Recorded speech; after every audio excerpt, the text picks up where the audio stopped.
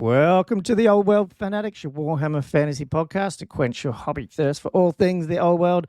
I'm back. As usual, I'm Gummo, and I'm joined by Andrew and Josh. How's everyone tonight?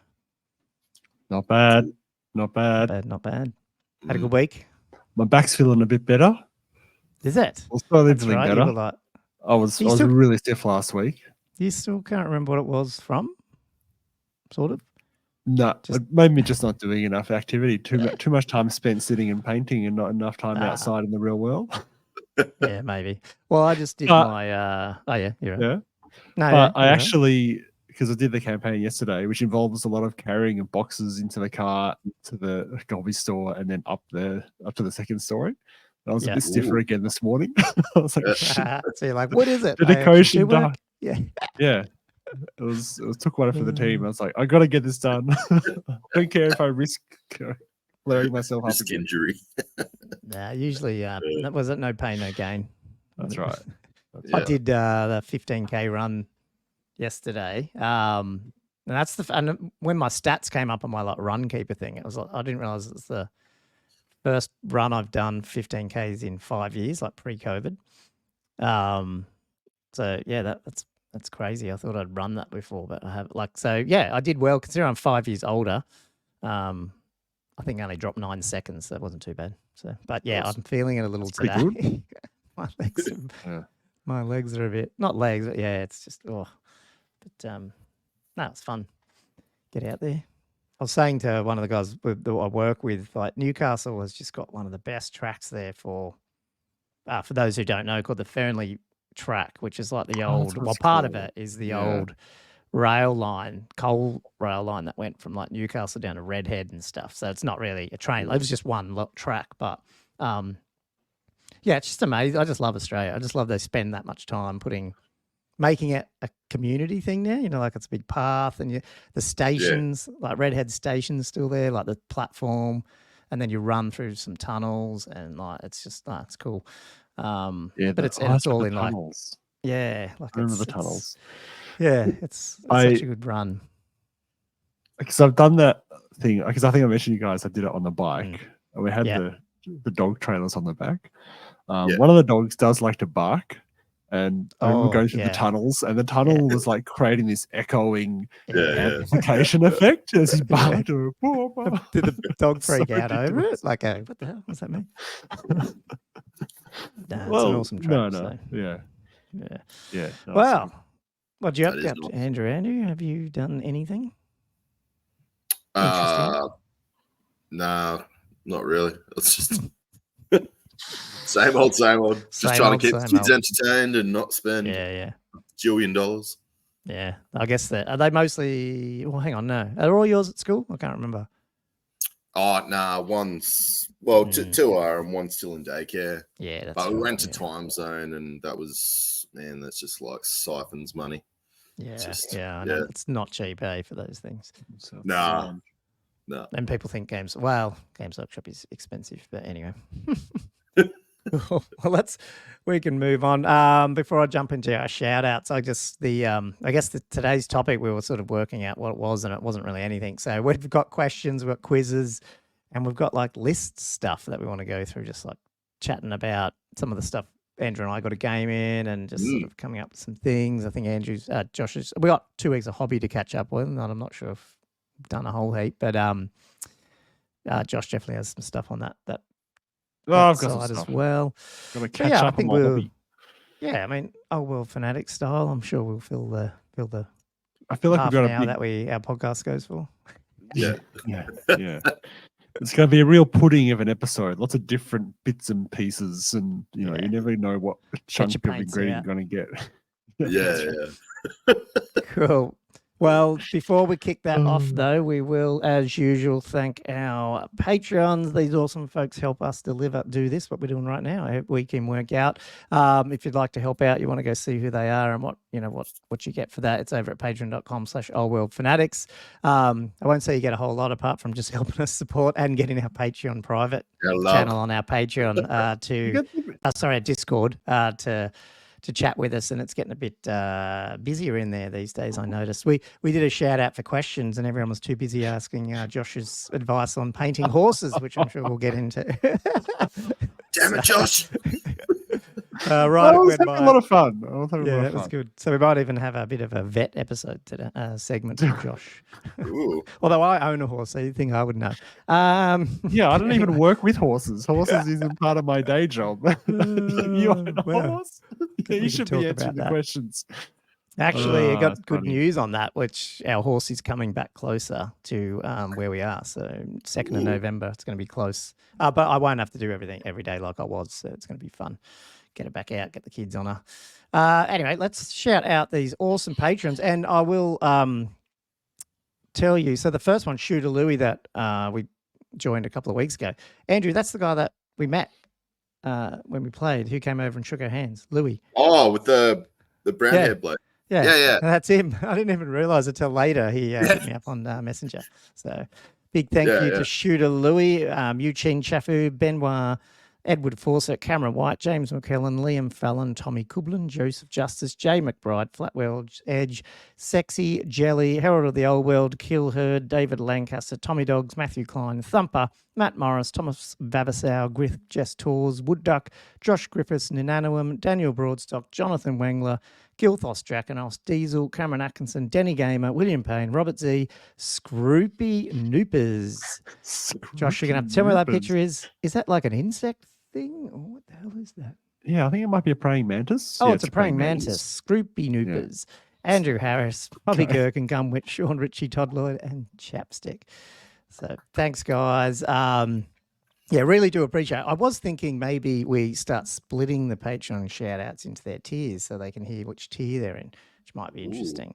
Just, I don't know if I can sort it like that, but I might give that a go next week. But look, you don't have to join. You can just jump on YouTube, hit the like, subscribe, and comment. That'd be really cool. The more comments we get, obviously, it helps the algorithm. I love the comments on the videos. Yeah, that's really good. So, jump over there. Really appreciate it. Thanks, guys. Let's get on to it. So, one of the things we do is do the shout-out with patrons. We didn't really get for questions. We didn't get a heap because people asked about painting horses, which we thought we'll just talk about that later. That got to do a big discussion. Yeah. That was. Let me get my other device out to get the Discord open. There's only one. So, do you want me to throw the question out? That's really a question from Cam, who said if you could delete a faction from the game and the fluff, which would it be? Well, I reckon that's the worst part of the question. Yeah. Like his question, guys, because I was like, guys, I've interrupted all the questions. Can someone please give us a question? You've got about an hour to get one out. We got this one out. It's like, this is just... Oh, did you ask? Oh, so see, I've been... because sorry, man. Thanks for... You guys have done a really good job. I'm going to give a shout out to Andrew and Josh. Josh is helping do the Patreon. And Andrew got a video out. He did the bat wrap up last week. So anyone who watched our bat wrap, that was Andrew's YouTube videoing, well, not YouTube, but video editing expertise. Video editing? Yeah, I felt bad because Gomo literally does 99.9% of everything. Awesome. I have to start getting into the editing. That was really good. Yes, thanks so much. That was really good. But anyway, sorry. Yes, so as a result, Josh hit our patrons up. Yeah, and if you could delete a faction from the game and the fluff, which would it be and why? Okay, I've got one, but you're not going to like it, only because they annoy me at the moment. Josh knows what I'm going to say now. Bretonians, just because Cam asked the question.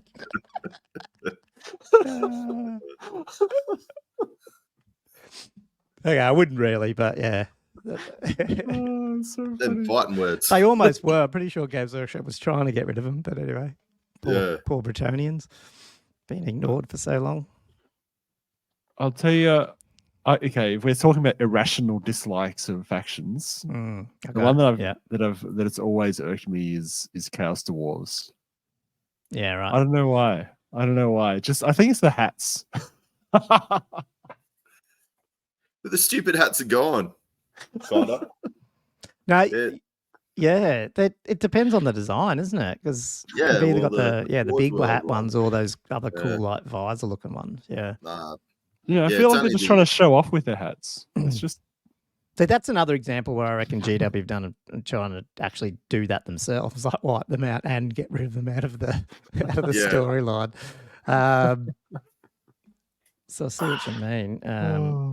Oh man, my dog's barking, and I know the door is shut, so I'm going to text my kids. So, she probably needs to go out. I'm going to text. Sorry. Yeah, we're talking about what the dog needs. I'm talking about what the podcast is being affected by. Yeah. Hey, Andrew, what's All right, come on, mate. 100% ogres. Not an ogre fan. Okay.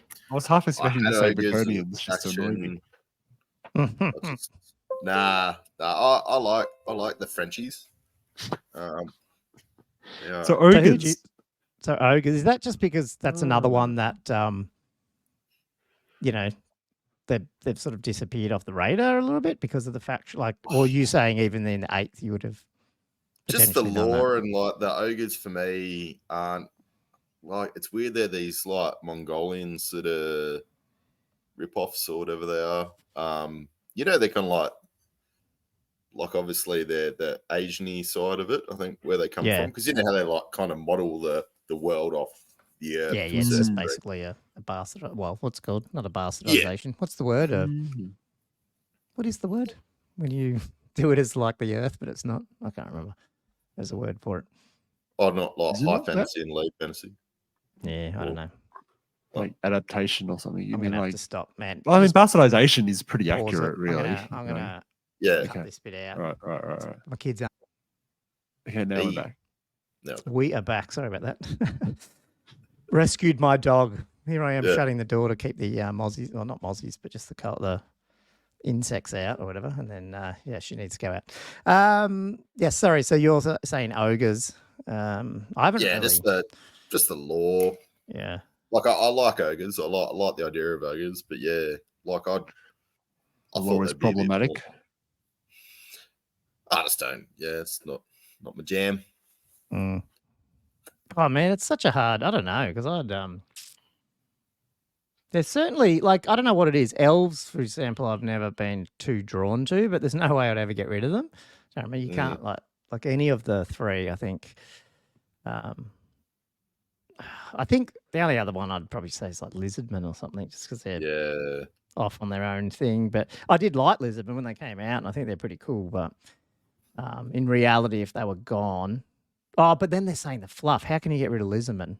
You can't get rid of the slan. Yeah, you could probably get rid of lizardmen, but you'd always have to have this slan thing, the old ones in there somehow.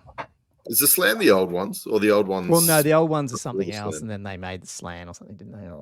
I think it sounds right. Elves came along, did they? After something like that, yeah. What about some of the more like unusual factions, like the stuff in Total War, like Araby? Oh, you mean Cathay and Kislev? Yeah, the stuff that, or like the vampires of the coast and the. I mean, they're not even really in it to me, so I don't even know. I don't know enough about them, to be honest. If anything, I think they're the ones that are going to appear. Yeah, which we might have to segue soon into. But, yeah. Well, yeah, I think they might. That would be the vamps, the pirate undead sort of vampire army, I reckon would do pretty well.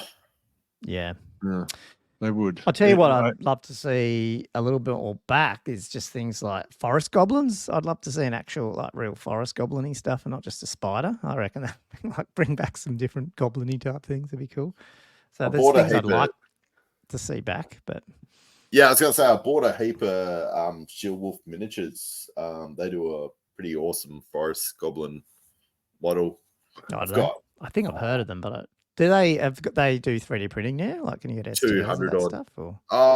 Quite possibly. I got in on their Kickstarter ages ago. Yeah, that's the thing. Yeah. Then they've got rid of them. Same with Savage Orcs. Like I feel like I don't get the same mindset, isn't it? You're as likely to see them as back as the Savages. Yeah. Yeah, I don't know where we're heading. But they're happy to have like some weird Slaneshi 8-boobed. Yeah, to be honest, I'm not sure if that. I sort of, I don't know. sometimes I wonder there's like this, I don't know, these rumors, these chats go around the YouTube verse and all that sort of stuff.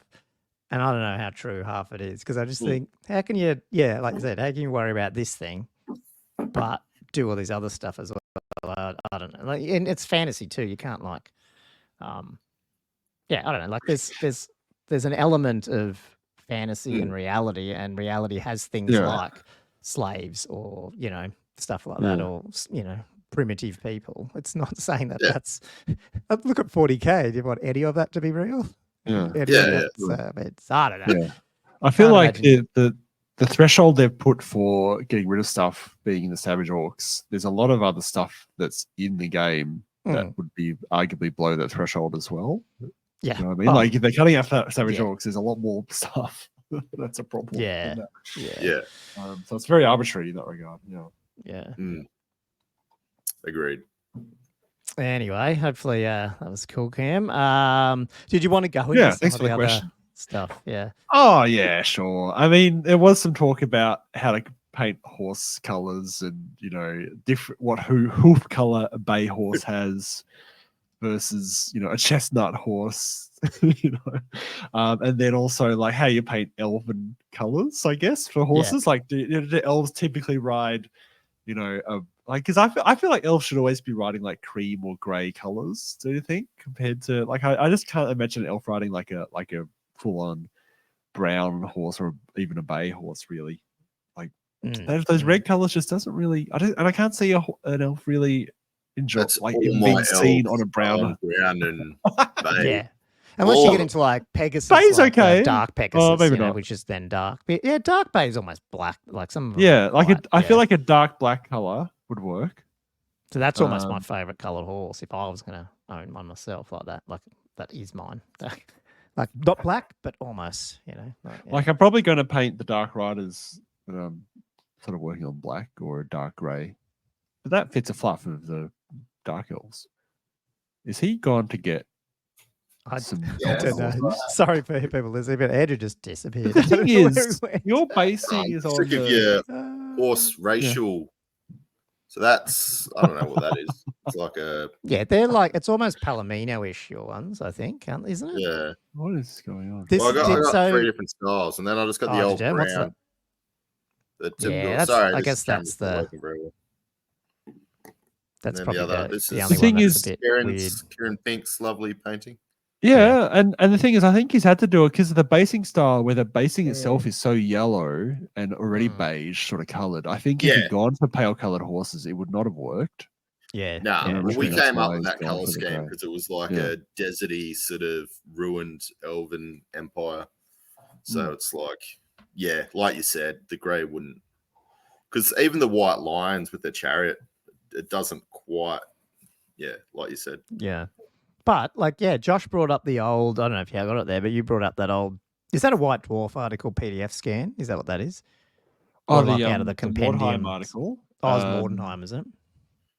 It was regarding Mordheim. I might have been from a White Dwarf. I actually have no idea what the source was, but it's got a date of like 2004 on it, and it's a pretty good little article. It just goes through, which is probably older than some of the older than some of the figures we're getting now re-released. I noticed that with one of the sprues I looked at. It was like 2002 or something for one of the scenery ones.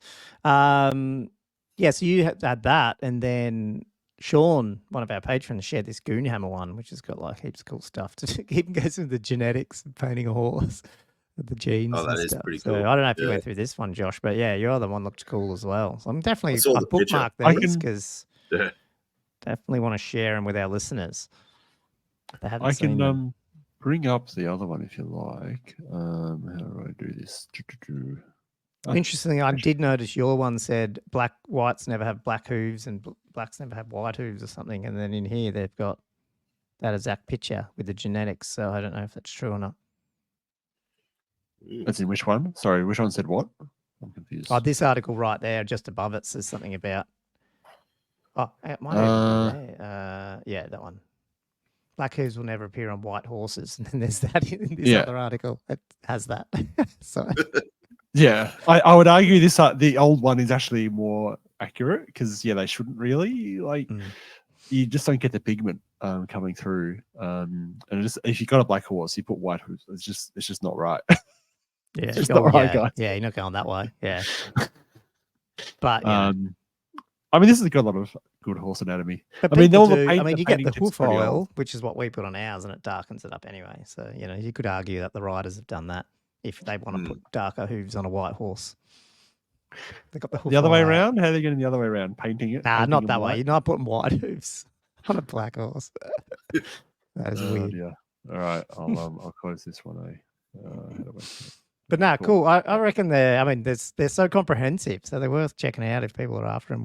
We'll bookmark them. Absolutely, and I do like painting my horses in a realistic manner, especially because they're human horses. So I feel like they need to be that way. And I actually put a lot of effort in, even though mostly I'm rebarding. I do go to the effort of even the bay ones where they're brown on the chest and stuff, so you can really only see it. Yeah, by looking right under the barding. Yeah, I still do it. Paint. Yeah. I understand, man. There's nothing wrong with that.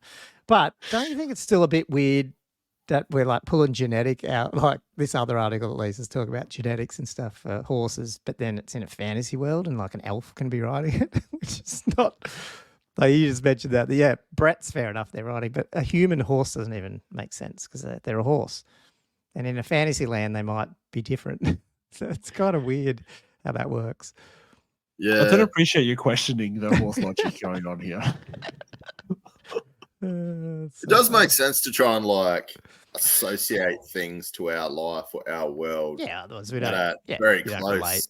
So then, like, you can almost fantasize yourself. Like, I think that's what draws people to it is like that fantasy of being in there. Well, that's why I reckon they've got wrong with AOS about the whole Stormcast. You know what I mean? Like, that's why I reckon. Like people like Empire, people like Space Marines because they're more human initially. I know they're not, but they are. Yeah. Out of the box, they looked human. They were talking about that a little bit. Whereas, I don't know. I reckon it always feels like the humans need to be centric to the fantasy worlds to make them, relatable. Relatable, yeah.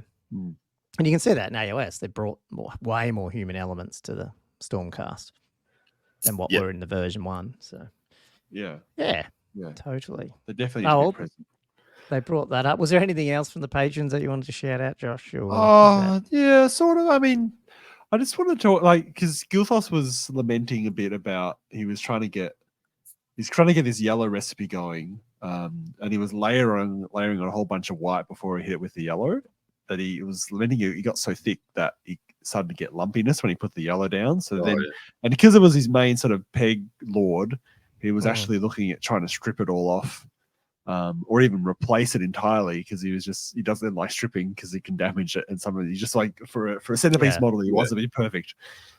That's a hard dilemma though, like to strip or not to strip. Like, have you guys ever been in a situation where you're not happy with how the paint's sitting or what you've used to paint, and it's getting too thick to repaint? And have you ever gone back and dunked it? Nah, I've got that problem right now, actually. The model's like literally with one of my Slayers. I've packed him. So the problem I had is I sprayed him with varnish. So I've done the gloss and then the matte. The gloss and then the matte, yeah. And then I've put him in wrapped him up, and for some reason I've put him in a tissue. And when it heats now up, he looks like he's all tar fluffy. and feathered. Oh no, he's tired. I spent so much time with this guy, and I'm like, it's just ruined from the varnish. Oh no! How ironic the varnish has ruined you.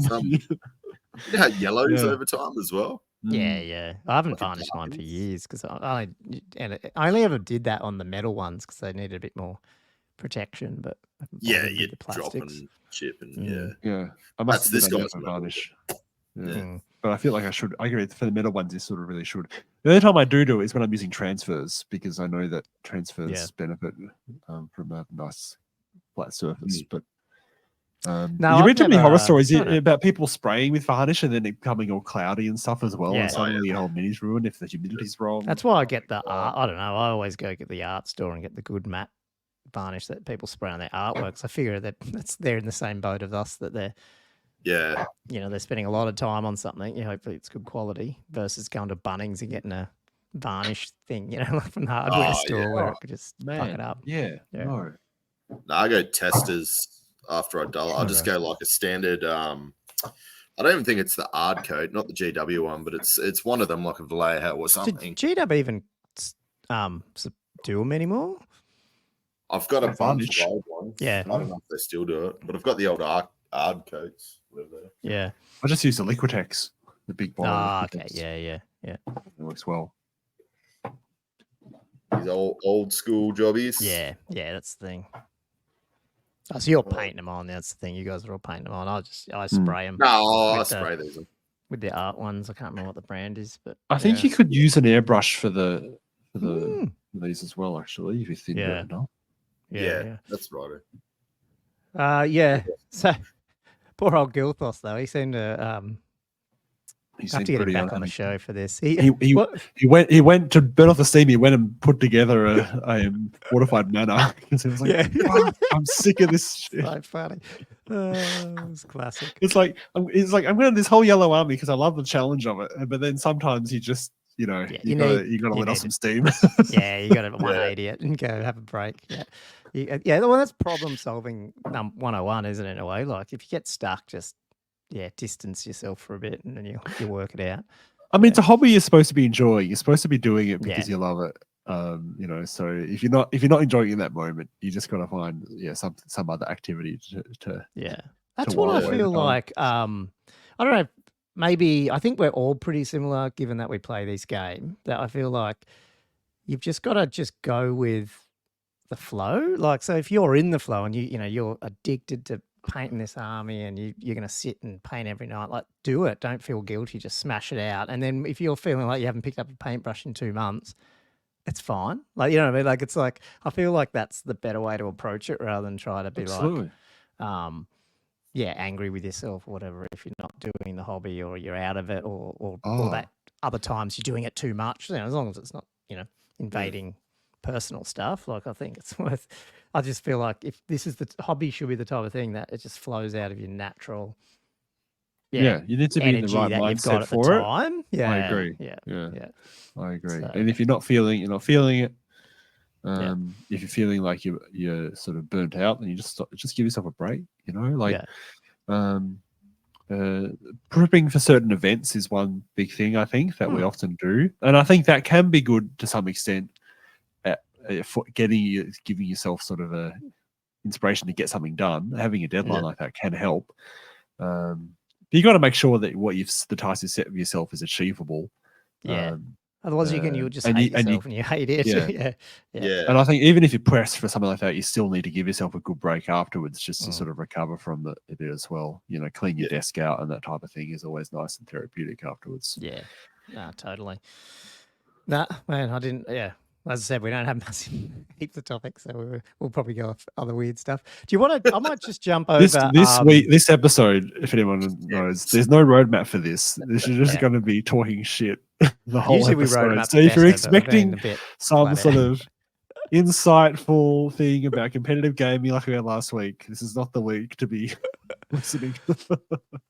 Let's bring up, though, I'm going to skip it on the sheet here because we'll get back to Jordan's thing. The news, though, because it's sort of related to the question about which factions. How can I even bring this up? I'll bring it up on this screen. I'll try and, there it is. I've got it there. Apparently this was in a is this in like the current White Dwarf or what the hell? Where'd this come from? I saw it on Facebook, but I don't know. You showed it to me. Yeah. Well, man, that's all I saw and just pasted it. I didn't even look at the stuff. Come on, guys, help me out. Didn't look at my source. There are plenty more books and models coming out for Warhammer: The Old World. Kirsten, whoever that must have asked. Oh, Kirsten Hall, right here. And not just classic models revisited, but entire new ranges of models. Keep an eye on entire new ranges. Entire new ranges. So, I'm hoping at least at a minimum it's the two that we've all been talking about. Yeah, but I mean, that's really good to see. Hey, yeah. Very interesting little hint there. When they say entire new ranges, that can't be just we're going to add like new foot troops to Bretonnia. Like that to me, that's saying it's either an entire refresh of an army, or it's a new army. That's how I would view that. Surely that's what that means, isn't it? Or do you reckon it's just new range, like new individual units for all the armies, and just keep plodding them out? I mean, if we were going to analyze the crap out of it, I think the way you're reading that, you could argue, could be because they just have it's either classic models or new models. Yeah. And so maybe a new range of models is just like 3 or 4 new units for an army, I guess, if you want to be really depressing about it. But I choose to think they're talking about Cathay coming out. Okay, cool. I choose. We choose to do the difficult thing. Yeah, that's right. Because we never learn. We never learn. We just constantly just choose to be optimistic about whatever GW is hinting about. You know, it's going to happen. Yeah. And of course, we'll keep an eye out on Warhammer. No matter how many times they disappoint us, I reckon always have hope. I just realized we should do a photo meme that will take off. One of you need to take a picture of yourself sitting in front of the warhammercommunity.com website with a thing saying, I'm keeping an eye on the warhammer.com news, like warhammer.com community.com for news. Like, who does that? Who goes, oh yeah, thanks, dude. I'll go check your website. Like, it's just shits me off when they say the last sentence. Sorry, keep an eye on warhammercommunity.com for all the latest. Okay, I will. Sorry, I totally didn't understand what the hell he does. I'm gonna sit here and look at your website for the next 2 years, waiting for just you to an release eye, it. just one eye. Yeah. Just look, have two. You got your 2 monitors, right? Don't you have 2 monitors? Yeah, one monitor with the is Warhammer just that community on on there. all 24/7, all the time. Yeah, with one eye on it. It's like the and then your other eye.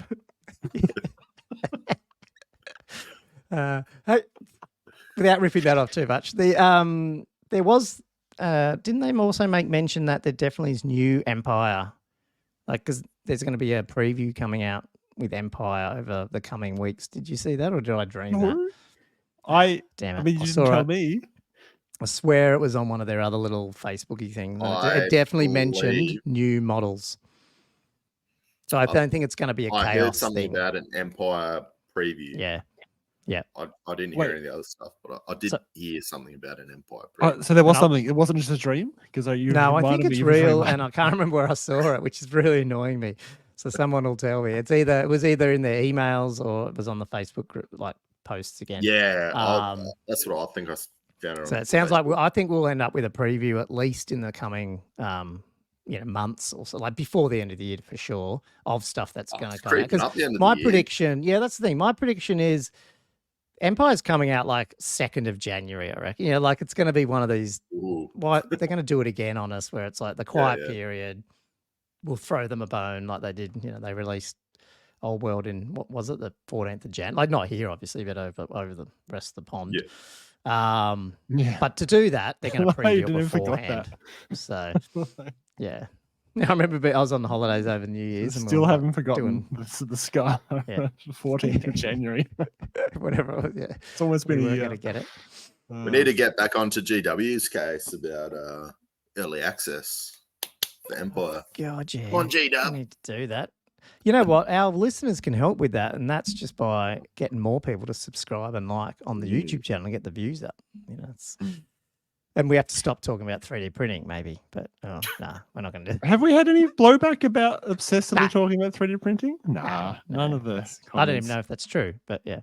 Ripping the on only blowback we ever get Danny is for his D6 wound and Fanatics.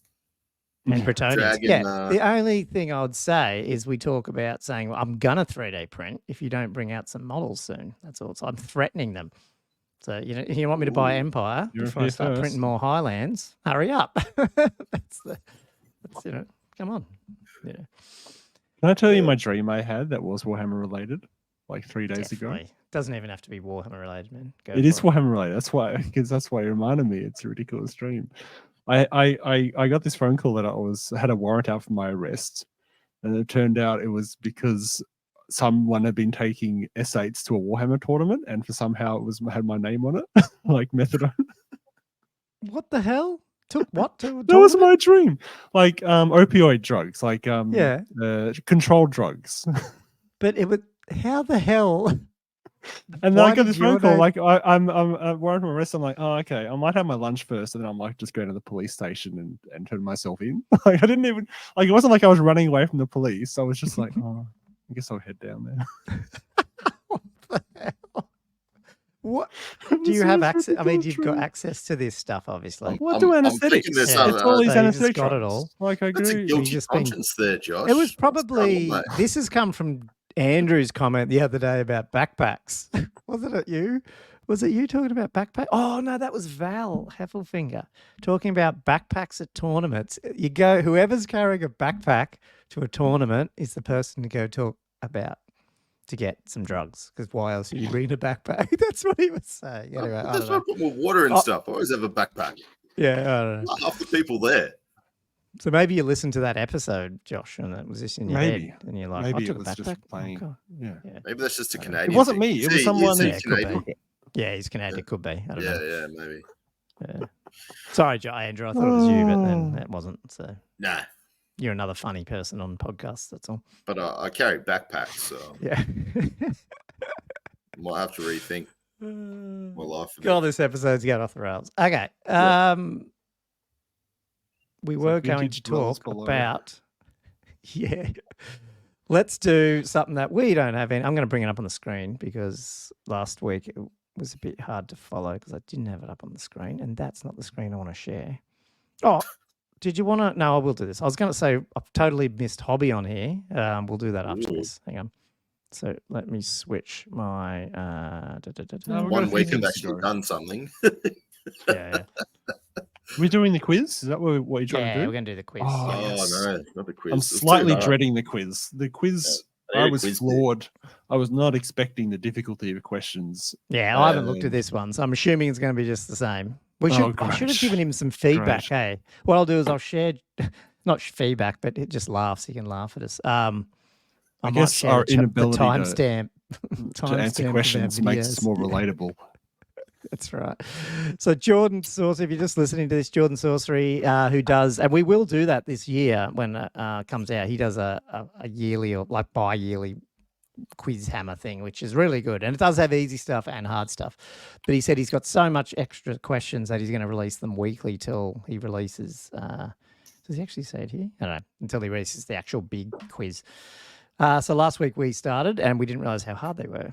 I think we got like 1 or maybe 2 close to be right, and the others we got marginally above the likely probability of having complete guesses, given our multiple choice probably. 1 and 4 questions. See, we got right. Okay, so which of these Warhammer Fantasy, and they're all like at least he throws us a bone here and gives us multi-choice. So, which of these Warhammer Fantasy miniatures was released first? Krell. A is Krell. Oh.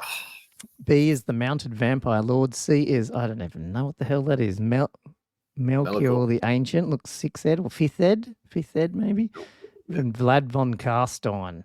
Who of you, is this a trick? Like, has he gone with, like, I'm going for the Goblin Green base. Yeah, surely. And that, well, I would argue that mini looks older anyway. But yeah, I get but the is Goblin this a Green trick? basing is a. This is what, now I'm second guessing. I choose to believe he's not going to trick us. Okay. I have C, then. faith in the honesty of. Remember that guy? They gave him shit because he looks like that. What's the dinosaur in Jurassic Park? Because like, yeah, He's got an old hammer look more so than the other 3. Bring it up. Oh, that's better. Yeah. That's a bit closer in. I can see it now. Yeah, cool. Yeah, Vlad and Krell. So we're going C, hey? The Ancient. Yep. Okay. Because it's although I mean maybe it is a trick because he's got the Ancient in the name and it's got a Goblin Green base. But I know it's like he might have. He may have had feedback that last week's were bloody hard. That's too fucking hard. Which Games Workshop artist went on to work as a conceptual designer for Tim Burton's The Corpse Bride?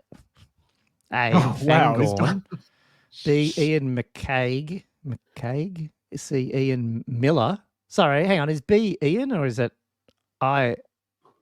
Ian McCaig. C is Ian Miller and Les Edwards. Les Edwards. Des. That's dyslexia there. Delezards, if you take out the dot. Fangorn, is that just a name? I'm confused by Fangorn. Is Fangorn one of the treemen from Elvish. Lord of the Rings? It's Fangorn Forest. Like the whole forest was called Fangorn. I have no idea, man. I'm going to go Des. D. I'm going D. Oh, that's what I was doing. Yeah, D. You guys are going to go Des? I'm going to go Fangorn. Okay, cool. Ooh, Fangorn. Which of these was a Games Day and Warhammer World Display and not a Hammer horror film? What the hell's a Hammer horror film? Sorry, which I of don't even these know what was that is. Games Day And Warhammer and Display. Warhammer World Display and not a Hammer horror film? Is that where you just have guys jumping out of nowhere with hammers? Is that what a Hammer horror film is? I have no idea. Sure. So what were the options? Sorry, go for it. Okay, so A is Vengeance of the Vampire. B is Death of an Angel. C is The Camp on Blood Island. D is The Pirates of Blood River. Which of these was a Games Day? So 3 of those were I'm going to go Hammer Death of an films. Angel, only because it feels like it's a 40K thing. Yeah, that feels like a 40K. Like the others all sound a little bit Blood Angels. Something that a high schooler would do. I don't know. Pirates of Blood River. I'm guessing like orcs or something. Yeah, it could be. Pirates, they get party. Yeah, that's a good call. I see what you mean. But like 40K orcs sort of thing, I'll be guessing. Yeah, like the ones, I know the ones you're talking about, the Captain Bazrog or whatever his name is. Cool. Okay, so we've got the answers there. I think I went B on that one. Yeah, me too. Which of these books has never been published under Black Library's Warhammer Horror line? I didn't even know they had that.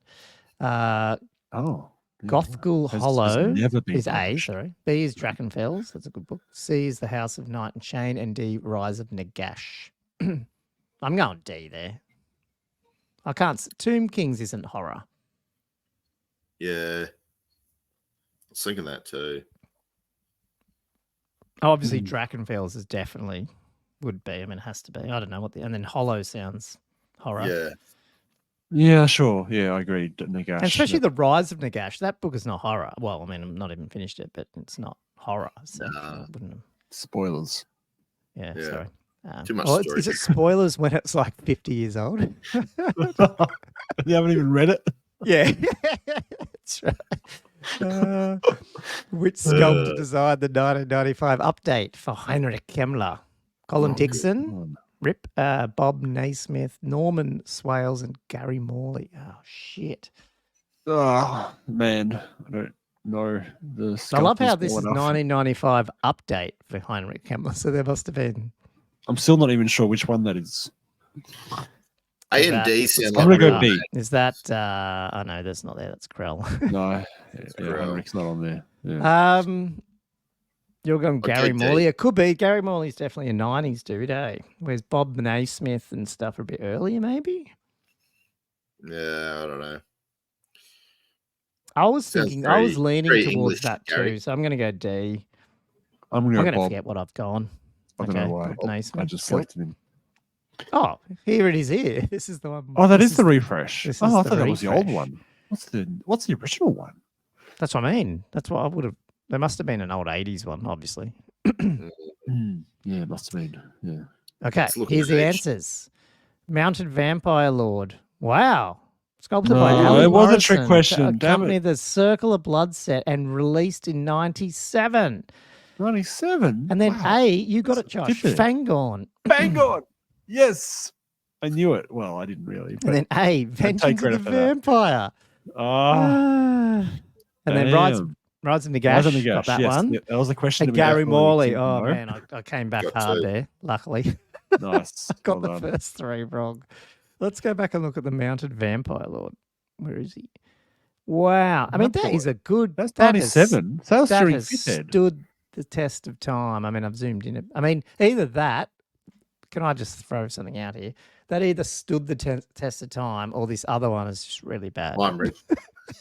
Well, look at Heinrich Himmler. Like, he was Milk, because it's recent. Milk That was worse than the other one. Mm. Yeah, he's tricked us with, this is a repaint. I wouldn't be surprised if this is straight out of the old world re-release ones. Is it? Is this one of the ones that? Oh no, what am I thinking? They didn't do Mounted Vampire Lords. They probably just repainted it for 8th Ed and stuff. And when did they bring in Steel Legion Drab for the bases? Was that 6th Ed? Yeah, 5th was still green. Yeah, I think so. Yeah. Yeah, I think 5th Ed Was it still Steel got the green. Legion Drab back then, or did it have a different name? I can't remember. I have it no was idea. Steel Legion, I think. I know it is brown. Oh well, cool. Beastie brown. Keep it coming, Jordan. I'm going to have to. I think we're 2 out Those of are 5. tough. That was slightly better than Sounds last like my week, Warhammer record when I play that in a was decent. 5-dayer. Cool. Hobby, guys. What have we done? We didn't do hobby last week because we had Akdar on. Giving us his mystical knowledge. Did you guys get anything done? Yeah, after our battle, I got inspired. After our game. Do you want to talk about the game now, or as well as hobby, or you Just want to go for it, guys. I feel like this episode is just all over the place. So let's just talk about the game. We're 45 minutes in already. Well, you can do your hobby first, but does it rely on the game or not? Not really. I feel like you go hobby into game, and then and then just do that. Yeah. Okay. So backstory, which you'll hear later. So to come. So stay tuned. Basically, I was running. Hopefully, spoiler. I was running the Dwarven Expeditionary Force. And as Gomo knows, I didn't have a second engineer. I only had one engineering model who what's his name? Harry the Beard. They call him now I can't remember, even though I kept calling him that. Beardy Harry. Beardy Harry, there you go. Is that what Mountain Miniatures calls him? Yeah. The dude with the 2D3 shots, multi-wound 2, multi-shot 2, sorry, whatever it was. Yeah. I didn't have a second model for my second sapper engineer, so I just brought a troll hammer torpedo guy to proxy. So I felt a bit ashamed, and I kind of want to run these guys again because I got a few ideas. But one thing I want to do is I wanted a model for Burlock. Burlock. Gammas. Now I got Grim and Burlock. Now I've got the first names worked out. Now I've forgot the last name. Burlock. Damonson. Grim. Hang on. I get the name. So who's the dad and who's the son? Because I get them wrong all the time.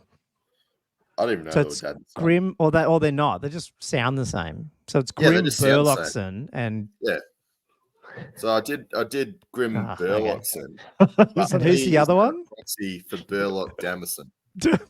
Who invented these names? They're too close. Because Burlock Damison model is ancient. Okay. It's one of those. Okay, that's they're like holding a hammer up or something. It's just like this big giant rectangle. Yeah.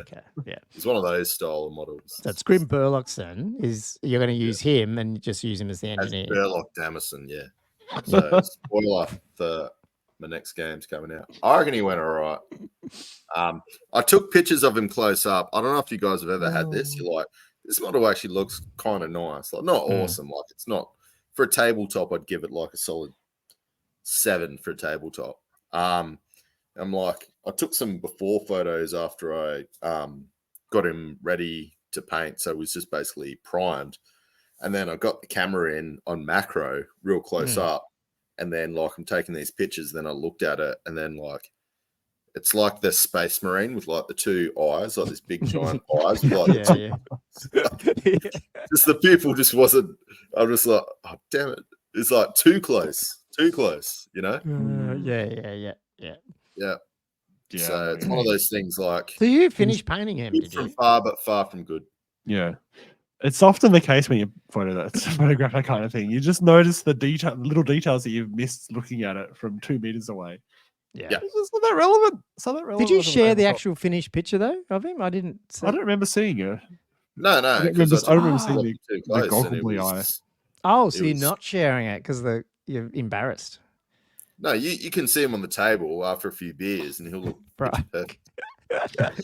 This guy's awesome. Once I got my beer goggles on, he'll look all. That's it. Yeah, Yeah. yeah. That's right. Fair The enough. little eyes will center back in.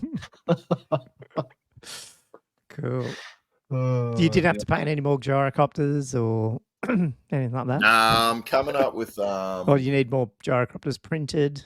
Because we've got the How many gyros are you we do planning have to the run? Andrew Gyrocopter Fund. Is your Remember- gyrocopter Air Force going to be bigger than Gilthos's 6 or something he was running? Gilthos has donated a few dollars to your.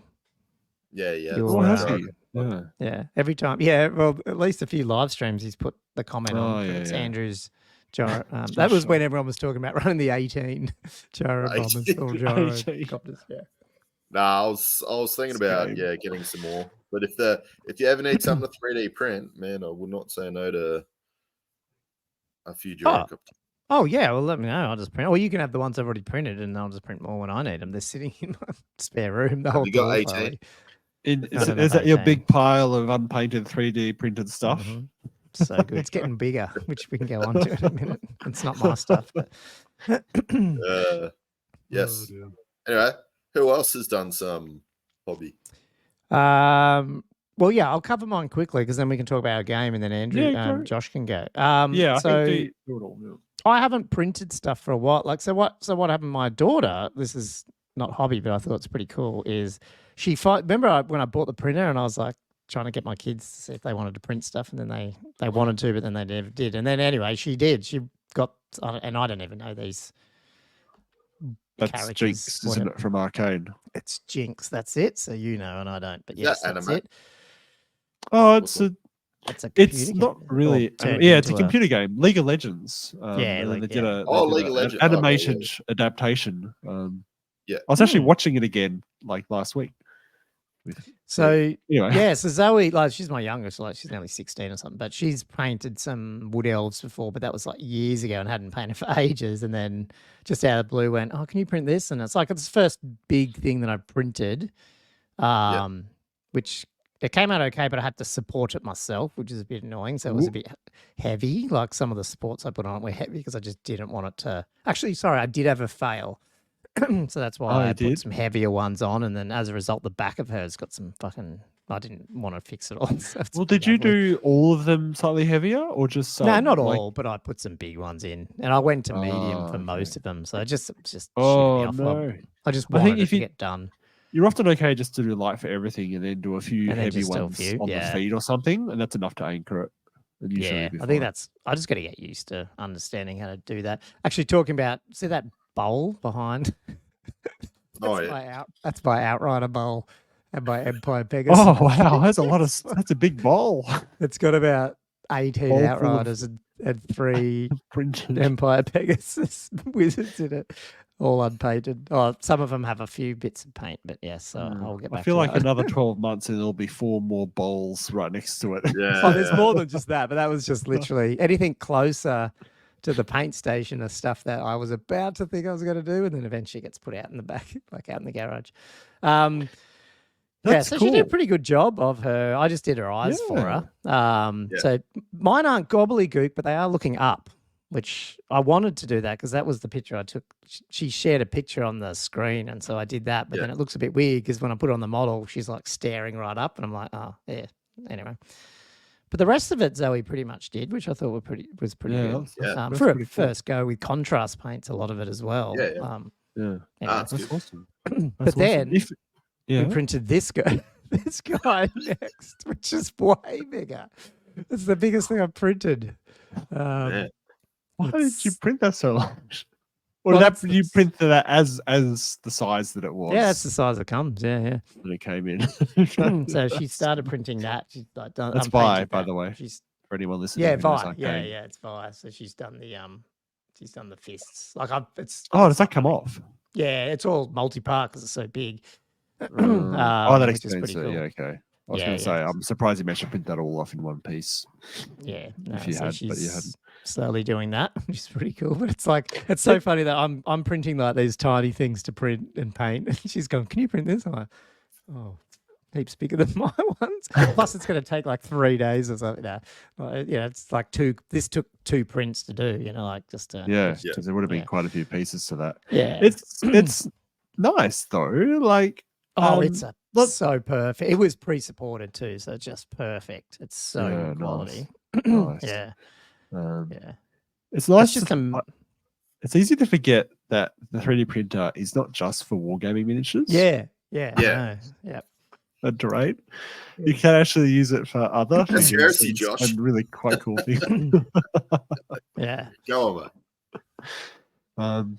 I can't remember the last time I've used it for anything other than wargaming figures, but there is that potential. The other one without a fig. But yeah, we got a game in. Oh, it's got pictures. Nice. Oh, wait, was that your hobby? Was that the somebody of your hobby was your daughter's hobby essentially? Grandma and family. Yeah, basically. Yeah, me and Andrew got a game in. If you want to check it out, it's on YouTube. We'll probably chat about some of the outcomes because we've got list stuff to talk about in this episode. But one of the things with my orcs that I'm getting depressed on is these guys. Because I painted them ages ago. Just for the listeners. The night goblins. Guys? Oh, keep me in check on that. Because they're Battle for Skull Pass ones, and you put them on the 25 mil, and even with like random stuff and squigs in them, they just look like they're standing in a paddock. Yeah, just a bit spaced out. It makes me like not want to play them. You know what I mean? Because you just go, they're just not. Yeah, and whereas even the Doom Diver that I repainted, and even these orc, even this bright green I've been using, it's like I like it. So then I went, well, I'm going to just print some different ones. So this is this is the question I had. So I've printed 40 or 50 of these. This is a mix of, and this is, I guess, what I want to get your guys' opinion of, is A, do you think they're big enough on the 25s? But 2, or B, these are Highland and, what's it called? Not Beyond Miniatures. What's the other one called?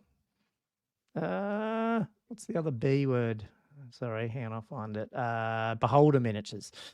And so the idea being mix them together and they're a bit variant. So like the guy on the left, and again, if you're listening, you can't see this.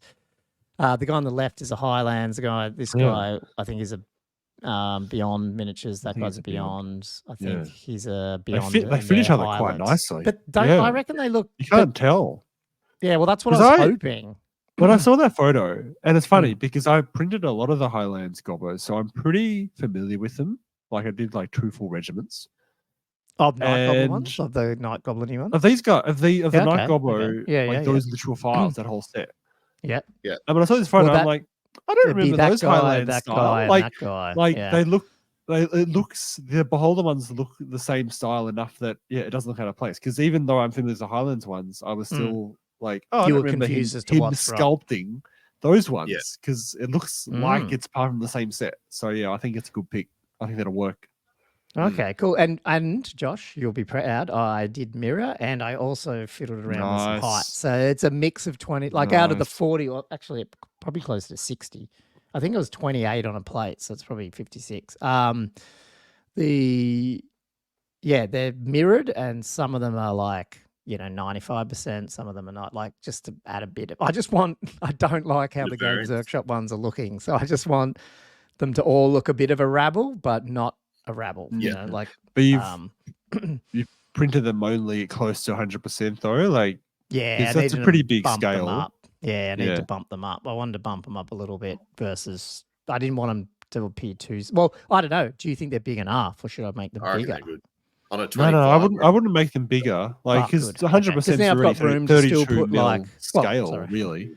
Yeah. So the plan here is to keep the bases that I've got and just paint them in batches and just break off the other ones and glue these onto the bases that are already done. So that way it won't take long. What are you going to do with the old ones? I feel sad. Well, at some point, I'm going to have to do something I've never done and either throw or give them away because I've got 2. I've never got rid of, except for selling the occasional thing. I've still got so much, 3rd edition, shit that at some point I've just got to go. Get rid of it, Colin. What are you doing? What are you doing? I don't know. It feels less heartbreaking to sell them to someone who's going to use them with the bases. Yeah. If someone wants, I mean, Then like ripping them we off could the talk about it, bases. but one of the tournaments in the UK just won with 90 goblins. So does anyone want any battle for the Skull Pass? I actually do have 100 of the battle for Skull Pass spearman ones as well, which they're not painted. They're just all sitting on 20s. So if someone, because I was going to make 100 in 8th edition and then I just never got around to painting them. Yeah. But now they've got the printer. I'm not. Sounds like very 8th edition, doesn't it? Yeah. Yeah, classic 8th. Yeah. So yeah, well, that's good to know because I actually like the Beyond. So the issue I had is the Beyond miniature ones, I think look better. They got like, if you can see it, it's hard to say. I should have primed them. They've got like stitched up like cloths and stuff, not just all perfect. So they look a little bit more rugged. But I already did all the fanatics from Highlands and I liked how they turned out. And I was like, well, I could reprint. I mean, printing's fine. Just print the Beyond miniature ones and paint them. But I'm like, well, why don't I just use both and mix that range together and hopefully, like, they're not supposed to look like Empire friggin'. They're not supposed to look like elven, archers. They're supposed to look rough and tumble. And so, I think I'll do that. The Highlands one's designed it is slightly less details on them, but that's just to make it a little bit easier to paint almost. Yeah, you just smash them out. Less than you have to actually worry about. Yeah, cool. Okay, well, you guys give me hope. And the good thing here is I don't have to rush it. I could do like a batch of 10 or 20 and just like replace 10 or 20 of my ones and just keep going. I've only got like 60 or 70 that I've done. So you just go through them and you've got enough night goblins. So you've got a lot more character than the yeah, they just do. And I think they do. I reckon they look it actually makes me go, I might make a night goblin now. So yeah, pretty funny. Cool. Well, yeah, that's what I've been doing. And the best thing about night goblins and dwarves is it only takes like 5 hours to print. So you don't have to wait all day or night. You can just smash them out. That is true. Cool. That 20 was at my a hobby. I have done other hobby, and I can't tell you all what Andrew and Josh know what it is. But I just want to tell people that I've had fun playing around with stuff that isn't miniatures at the moment, which is like something for the competitive scene that's going to come out hopefully in the next week or so. That at least in Australia. So that's been fun. We just haven't fully finished everything, but just trying to professionalize and organize, I guess, the professional, the competitive tournament scene. So that has definitely squished into my hobby time, but it's been fun. So hopefully that will come out over the next week or so. And hopefully listeners of this pod will know about it. And if you're not in Australia and you want to get on board with this thing that does pop out, let me know because I'm probably the guy to talk to with access to it. So anyway, that's all I'm going to say. It's a bit of I think it's going to be a big deal. Yeah. It'll hopefully be pretty big. Massive. Yeah. Yeah. So that's been keeping me busy from painting stuff, but it's been fun. I still class it as ASB. I've been talking to him. Obviously, he's involved in it. He was like, "You're going down a rabbit hole." I went, "Yeah, but it's hobby. Yeah, it's hobby time, so it's fine." Like, I'm classing it as hobby. That's so good. It's a very diverse hobby. Very diverse. That's right. Lots of different ways you can spend time on it. Anyway, cool. But we did manage to get a game in, Andrew and myself. We won't go through the whole game at all. It's just my orcs playing against his expeditionary force. But I wanted, after Josh does hobby and stuff, I thought maybe I've got some ideas about. I just want some help on building out that list or a couple of different orc lists to keep me. I don't want to while I'm playing them, I might as well build up some army lists that I like, and so I wanted to maybe do that as a bit of an episode topic. Yeah. But yeah, you were also talking about just to cap off the end of the episode, a little bit of a main topic. Yeah. And Andrew, you were talking about same sort of thing, but probably a bit more fleshing out slayers and demon slayers. The ultimate slayer. Yeah. Yeah. What did you find about that game? So without spoilers, we can sort of spoil it in the sense that was a draw. So I did say that. So I will spoil that. But it was a cool game. It was back and forth, and I think, but both of us probably can go back and go, "Oh shit, we probably should have done X, Y, Z." I think it was probably one of those games where we it was probably just you hadn't used that type of army, and I hadn't played against that type of army, so we both probably didn't know what we're doing in some sense. Yeah, definitely. And I feel like there is a bit of a hurry in the Thirsty Merc, because it's Thirsty Messiah's 3 hours, is it, for a game? Well, I don't know, because when we left, I don't know. It just says it's 6:30 to 9:30 or 6 to 9:30. Yeah. But I mean, I don't think the pub shuts at 9:30. So Nah, I don't know. You're talking about having beers, chatting shit. People come up, hey, like you go and get food, and people are like, it's cool because people come over and listen to the pod, and that's really good. Yeah, it's just kind of like one of those things. It's like you try and engage, but not too much, because you've only got a 3-hour window or whatever to get the game out.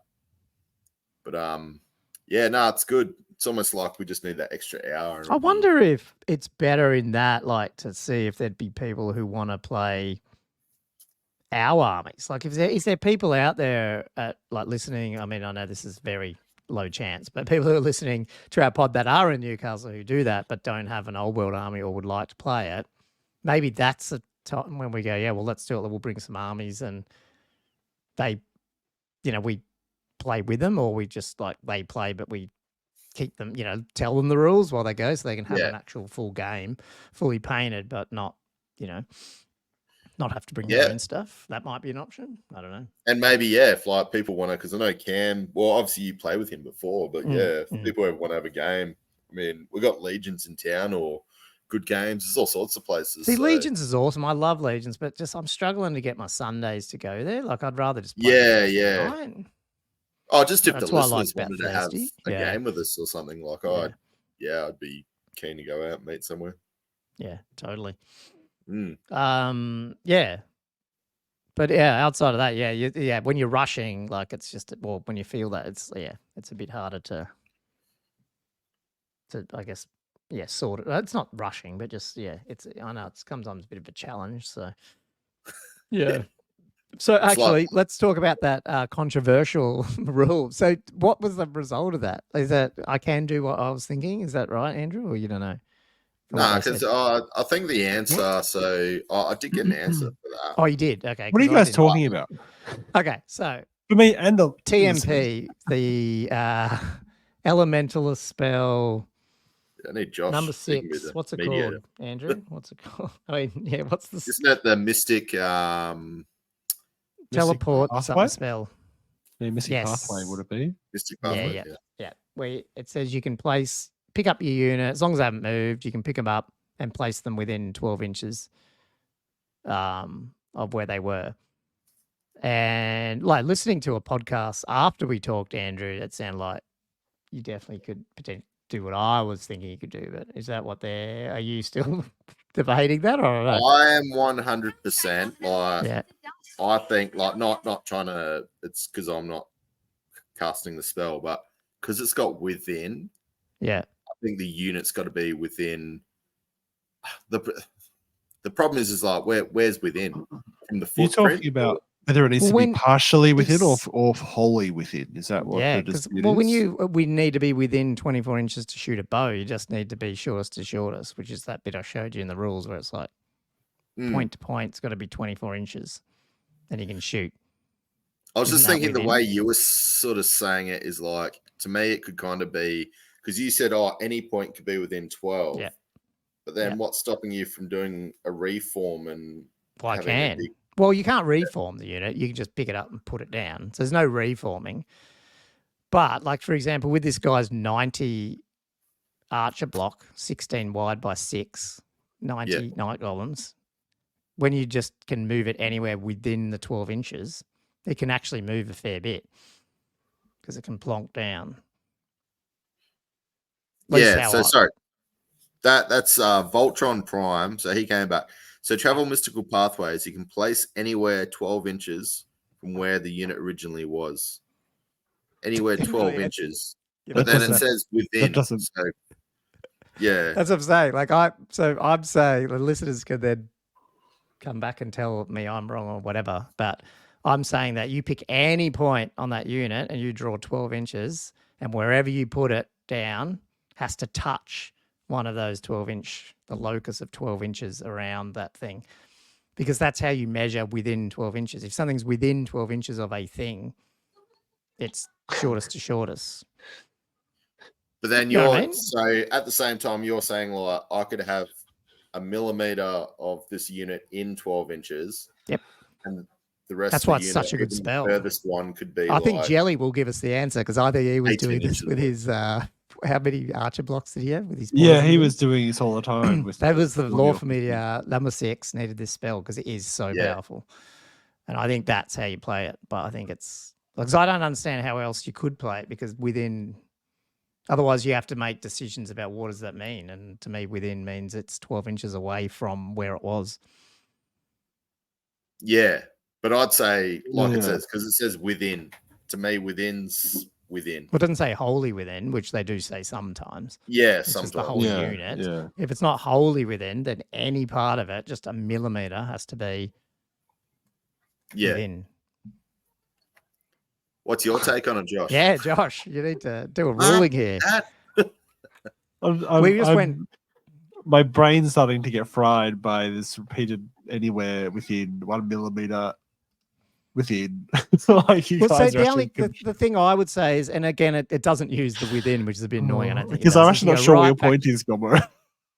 Huh? I'm actually lost. I'm completely lost with what you're trying to say. So he's saying you could have 1 point within. So 12 I can show you the unit was, but the rest of it can be outside of it. 12. Okay, so at least partially within, like the part of the unit is still partially touching within 12 inches. Like even if you spin the unit around, like you turn the unit facing the other direction, and as long as that nearest point of the unit is touching just 12 as simply inches. as moving it forward, it's not a 12-inch movement. It's a 12-inch. If I'm 4 ranks deep and I am within 12, I can move the unit so the front is just within 12 inches of the rear of where I put it. That's the simplest thing to visualize. Okay, I get that. And so that's what I'm saying you can do. And then Andrew wasn't clear, and we just went, well, let's just do center to center, because we didn't want, like, I don't. To be honest, I wasn't trying to be a janky thing like that anyway, but we then were like, well, how do you play that? Like, that's what we were. And I was like, I'm pretty sure that's how people play it. But we weren't sure, and that's what we how do they on play YouTube. it. Yeah, I agree. It's a good question for Jelly, because he was using it a lot. I think the lack of the word holy does sort of lean towards a more liberal interpretation.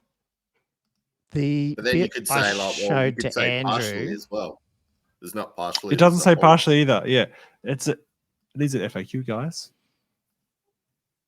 The only thing I would say is this is the one I said, and it doesn't really talk about it specifically within, but it does definitely talk about the distance between 2 units is measured between the closest points. Therefore, the distance between unit A and B is 4. And so I'm saying if this is the same unit doing a TMP spell, they can do this where they just go bonk, bonk, and they're within 4 inches of themselves. Well, of where they were, because it's the closest point to closest point. Even though technically, like they've moved quite far, if you know what I mean. Yeah. Ross, for me, that would be for something more like, for a panic, it's 6 inches away. So, like that's 6 inches. I don't know. I was just thinking for that spell, I just, for some reason, I just think that's intended. I think 12 inches is still quite powerful. You can move behind a unit and basically just turn around and be up its ass. Well, I guess what I'm arguing there is like, what are you measuring then with your interpretation? If it's wholly, if the whole unit needs to be within 12 inches. Yeah, I'd almost go 12 it's got to be wholly. Wholly within 12. when you're making a call like that from the center, then that's not. Is that even described anywhere? The only thing center to center is only like when you're measuring the distance, the direction of something is center to center. I thought the center thing was a compromise between you guys, wasn't it? Oh, it was. That's what we did. That's what we did. Well, yeah, because we don't. I mean, again, I wasn't trying to do anything janky. We were just talking about it. I was just trying to move my Black Hawks up far. That's all. And then I'm like, oh, well, I don't know. Well, let's just do center to center. But then I did start thinking about doing the ball boys, and I'm like, well, yeah, this could, because they were quite wide. Hey, they were like 9 wide or something. So that could have been a really, like, to be able to move it from if you move a Have one 9-inch side within wide 12. to the right, but you're 12 inches, the left is now 12 inches from the where right was. It's a quite far move. It's like a 24+ inch move. Oh, if you did sit in the center. No, if you move the ball boys outside the directly to the right and they're Yeah. 8 wide or 9 wide and you move them 12 inches away, but the left only has to be within 12 of where the right was, it's quite a far move. Yeah. Yeah. Yeah. Oh, yeah, because it's anywhere within 12. Yeah. Yeah. So I feel like that's the center to center move is actually a much more clear and easy thing to measure than how the rules written. 100%. But I mean, if and it's a nice middle ground between the two extremes sort of interpretation. Yeah, I would love to hear what other people, because at least and after we talked about that, I watched the Close Order episode on the guy who won with 90 goblins, and he didn't specifically talk about it, but I just from the impression I would imagine he was doing what I was doing. Well, I wanted to think he's right, which is it's within 12, because he said it's critical to his game. He's got 16-inch short bows, 90 guys, he's moving it around. Where he can position it, which is quite a large move, and then he just takes off. He said the max he did on one turn, he did 30 wounds to a dragon. So he just wiped them off the board. Wow. Like with the poison shots and stuff, poison shots and itchy nuisance in one go, like on a dragon. He said it depends on how good you roll, but you can be itchy wounding nuisance -1 toughness. Minus D3. So if you've got poison and you roll a 6 or a 5 on that, you're wounding on 4s then as well. So even though you're poisoning on 6s, wounding on 4s for the rest. He said the max he did in one turn was he did do 30 wounds to a rolled out 30. So those saves going to stop you from dying. You're going to die then. Yeah. So he was one-shotting dragons, or not at least twice. So that's why. Yeah. Anyway, it warps the game when you got such ridiculous counters to something so dominating. I never never thought a game where you'd have such a massive it's getting closer. At some point, we're going to see the meter. 140 skeleton block, aren't we? Like at some point, it's getting bigger. It's getting ever larger. Yeah. These people who are talking about MSU, nah, it's not. It's Death Star. Yep. What are you going to say, Andrew? Oh no! I'm just liking the extremes to kill these dragons, because the more people you just have winning without dragons, or possibly these 1 or 2 units, like if the Peg Knights are your problem in a Bretonnian list, if you have these huge archer blocks just demolishing a Peg block in one go. That's but I think that's one of the counters. The problem with those big lists like that, big archer blocks, is they're not large targets, so you can't the Night Goblins almost need to then fall back to stuff like Fanatics, but then you can only put 3 in a 90 block. So then he was taking another unit, but he was like, it's either better to just go fully and get 9 or 12 Fanatics, in your list, or go back and just go, fuck it, just do 3. And not use the Fanatics and use something else. So, but no, you're right. Like, I think the underlying thing is the more different, massive, crazy stuff you have, hopefully it evens out the meta. So therefore, you can take a dragon, but you might run into one of these guys that will wipe you off. So and vice I guess versa. the thing about the Brett lists is it counters dragons, but it's also a more well-rounded list that can be just competitive as like a normal army. It's not gimped by having to run an anti-dragon sort of. Do you is the pegs the issue, or do you think because we go back to this, we probably talk about every episode for every episode for a month. If you just literally just went Royal Peg monstrous creature, does that solve the whole thing? Because pegs are powerful, like the normal pegs are powerful, but are they that powerful if the dude riding with his D3 extra attack, all that stuff isn't guaranteed? Like, you could just jump over him and then suddenly your pegs can attack me, but the dude isn't in the unit either. Like, you know what I mean? Like, is that the answer that you just go? Yeah, I think so. Can't join the other unit. It no longer has 360 line of sight. It doesn't make him useless at all, but it does take away one of his tools that just multiplies. It's a huge multiplicating effect. Are 4 or 5 brings him Peg back Knights charging? You could argue that they are shitty because they could charge a turn 1. That's like those with Vanguard. charge, like Yeah. on the exile list, you Yeah. know. But again, But that's partly because he can like that exile list works also because those peg characters are in the unit. in the then unit, yeah, they all go. and you can sort you of know? counter it a So little it becomes bit a peg Death because Star. you can either get back a bit or you can, I don't know, just But if feel it's just like that's 5 pegs by themselves with no characters that are vanguarding and charging turn 1, Yeah. like it's not going to wipe the table. Like it won't wipe a big unit. They'd hit a big unit. They're going to sit there. No, exactly. it'll be annoying. It'll give you Yeah. a tactical advantage, but it's not going to just win you the game outright in turn 1. Yeah. So I feel like that maybe at some point they're going to just, that would be a better, rather than try and adjust the whole army lists and shit, you just like make a few little tweaks like that are just obviously, Yeah, you know, That's all it probably needs. not great, you know. Yeah. You don't need to overcorrect it, but that'll be Yeah. just a couple little tweaks will be fine. Basically going back, it's probably the biggest issue is just going back to the fact that skirmishing things shouldn't be too powerful. That's all. Because we're not playing 40k here, you know what I mean? Like we want to be ranked and flanked. We don't mind little skirmishing archer units and stuff having that maneuverability, or even fast cav, but you know, powerful creatures that can just dish out shit ton of damage should play by the rules. Yeah. I mean, Peg Knights were dominant in 6ed, just the same because of the same reasons, and they weren't even as good then. But at least limited by 0 to 1. Yeah. But Anyway. Cool. Anyway, well, Banging that drum. was anyway. Well, hopefully listeners will help us out with those rulings, so I know what to do when we get to the army list. Although none of it really depends on that, but I do like the spell. Movement is just so critical, isn't it? So, when you can move in any direction, that makes a huge difference. Well, I was saying to Andrew after, I was like, that the army list, the army you should look for, maybe Dark Elves is the armies that can get elementalism and demonology. Because then they can get that. What's it called? The state of what's it called? Not State of Shadows. What's it called? The other one in demonology, the one that makes you fly and whatever. Fly 12. That one. No, I can't remember. Yeah, is that that's State of Shadows, isn't it? It is State of Shadows, is it? Yeah. Yeah. Believe so. Yeah. So probably all the elf ones and stuff can have it. Or the bad elf ones. I don't know. Anyway. Yeah. Dark.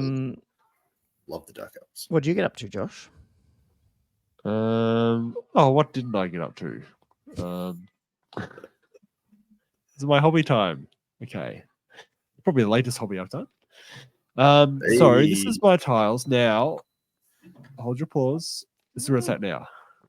Oh. So it's filling back in again, or is that different light? Yeah, I was saying you. No, it's different light. You didn't go back and repaint any. No. I haven't retouched anything. It's just slightly different lighting. Yeah. One with the sun. Getting there. You got some take water. yourself on a little adventure. Like you're like, oh, I'm gonna go down this way, and like you paint in a certain way. Are you? Sort of. I'm painting in batches of 8 tiles at once. So you can sort of see slightly different. I mean, it's subtle on this photo. You can't really tell. Are you going to do But these? if you look up can close, you can see that it does vary a bit. I just did that. Sorry. Ooh. I didn't mean that. Are you going to do these 2 right here? Just all 4? Just I can't see a mouse. Yeah, you can't. Damn it. Okay. You mean right at the center? Yeah. Does that feel like you want to do them, or are you going to like avoid? Like, how are you choosing? Yeah. Well, initially I was choosing to do the ones where people are taking tiles, and then I was trying to do routes between the tiles, and then I started focusing on doing rivers to make the rivers more obvious and that kind of thing. But now I think I'm going to keep expanding. I haven't done the fort, like the castle ruins yet, the Monte Castello ruins. So I'm going to be looking at doing those. To the left, sort of thing. Is that? They're sort of at the center, at the bottom of the photo. On the ocean. Is that okay? Right near the slide. Yeah. Okay, right here on the point there, sort of goes out. Is that the ruins? Okay. Yeah, that's the ruins. So yeah, I'll have that. Yeah. Huh? There's no way to point it out, is there? Like on the. No, that's annoying. It doesn't have a pointer. I'm just seeing if there's features here to like click like a pointer. It doesn't look like it. No, it doesn't look like it. But no, I think that's fine. It'll become more obvious in the next few weeks where that is. And yeah, so this is like a little undead area. So we got the this is going to be the fortress thumbnail for the podcast on YouTube. That is so good. Fortress and some what's the word? The graveyard, and then the barrows. That's what I'm trying to think of. Yeah, the barrows, and then a little cozy little market nearby, just because it's just the way the tiles go. Then I did a teal-coloured seaside sort of cottage, Nice. the type of thing as well. Guys, so these guys are getting primed. I saw your gyrocopter blades on the Patreon thing. I saw those. Yes, so tiny. Yeah, 3 millimeters. That was microsurgery getting it on, because I actually decided I want to get a gyro on the dwarves because it just gives it a lot more. You know what it is, then. It's eye-catching. Yeah. You consider that. Otherwise, it's just it's like a milling of tiny little bodies, even smaller than normal because they're dwarves. So I painted all the rims of these. So sorry for people listening. It's just a photo of I've got 8 sort of army markers. They're all Warmaster 3 millimeters STLs printed at 25%. It's miniature. Absolutely tinsy wincy. So these colours are the same as the flags, are they? That they have on the Yeah.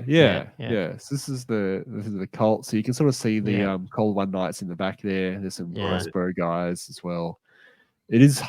I did try to. I've got some Mad Demonettes in the foreground, but they're kind of fuzzy. I mean, it's hard to get a nice photo of these things. They're so bloody tiny. That's some Chaos Warriors with a chariot in the back center.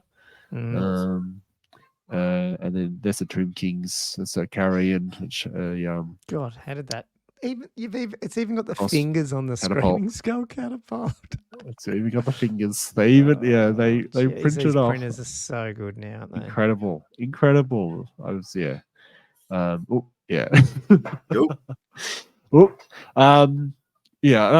was still pretty off the supports, because I went 22% and it wasn't quite enough, but I went 25% and I put in plenty of Tenacious, and it was enough that even the supports of that, it was still printing these micro supports. They were like cobwebs almost, how thin these supports were.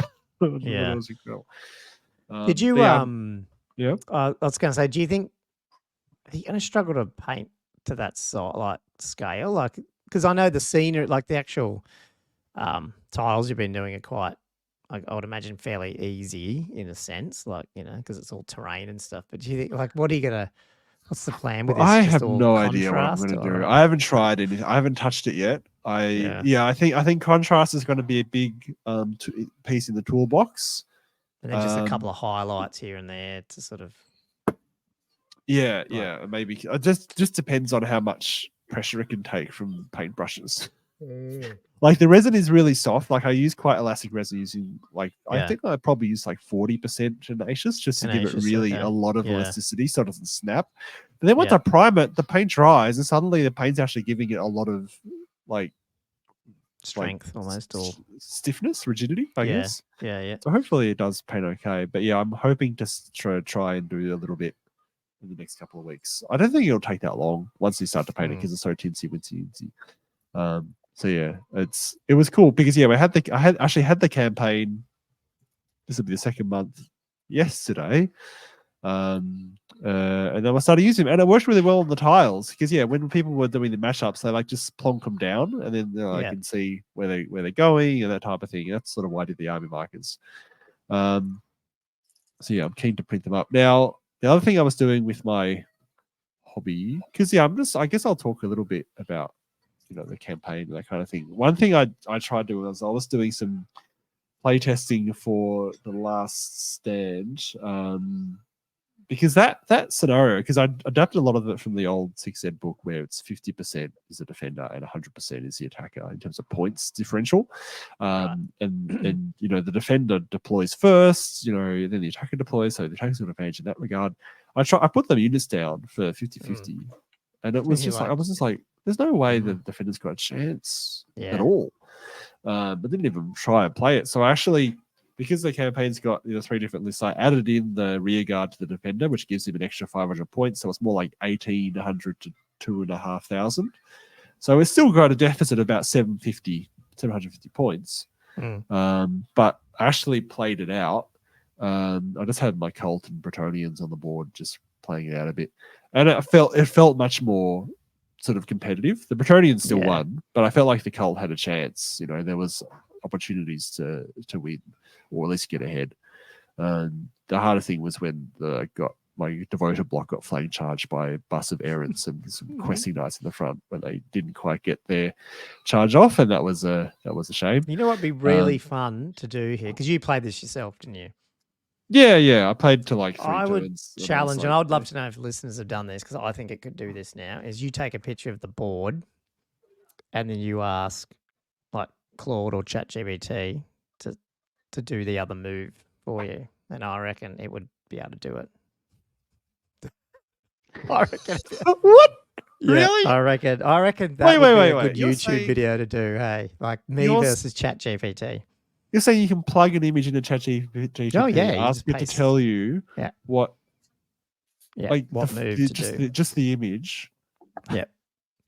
Yeah. You ask what move to do it. I think it at least give you a good indicator of what it wants to do, and then you roll it out, tell it what it did. Yeah, I reckon you could do that. Holy fuck!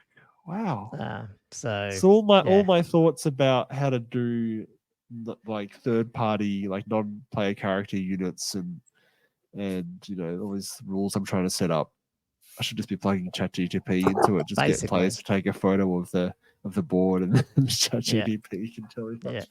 It's amazing. Basically, one of the because they're getting that. Yeah, it's quite impressive. And I'm just wondering if, in that regard, it would be able to do it. Quite, I think, maybe that would be a YouTube video to see if it will work. Oh, that'd be amazing. That'd be funny. Anyway, because I used to do that when I was at school. You know, you'd play like through it yourself, but you always had that thing in your back of your mind going, "Oh, I know what I'm probably going to do when I do this." You know, like you try to play fair, but it's hard because you know both sides. So yeah, indeed. Now, just to give you one. So this is the actual campaign day. So there was 5 of us there this time. So we had like 4 guys regulars that couldn't make it. So it was like, hopefully we'll get more next month. But I had a last stand scenario rolled up for this one. So the High Elf, Matt's High Elves ended up playing Ash's Dwarves. And Matt's High Elves were the defenders. Nice. So it actually, like, I just play tested it, right? And then it came up as a scenario. Luckily, I had play tested it before they used it, to be honest. And it ended up being a really competitive game. Like, it was funny because Matt, like he missed out on first turn. Like in the rules, I've got the defender rolls 2 dice and takes the highest, and the attacker rolls 1 dice. So you should mostly get the first turn as a defender, but he missed out on it, even with his reroll.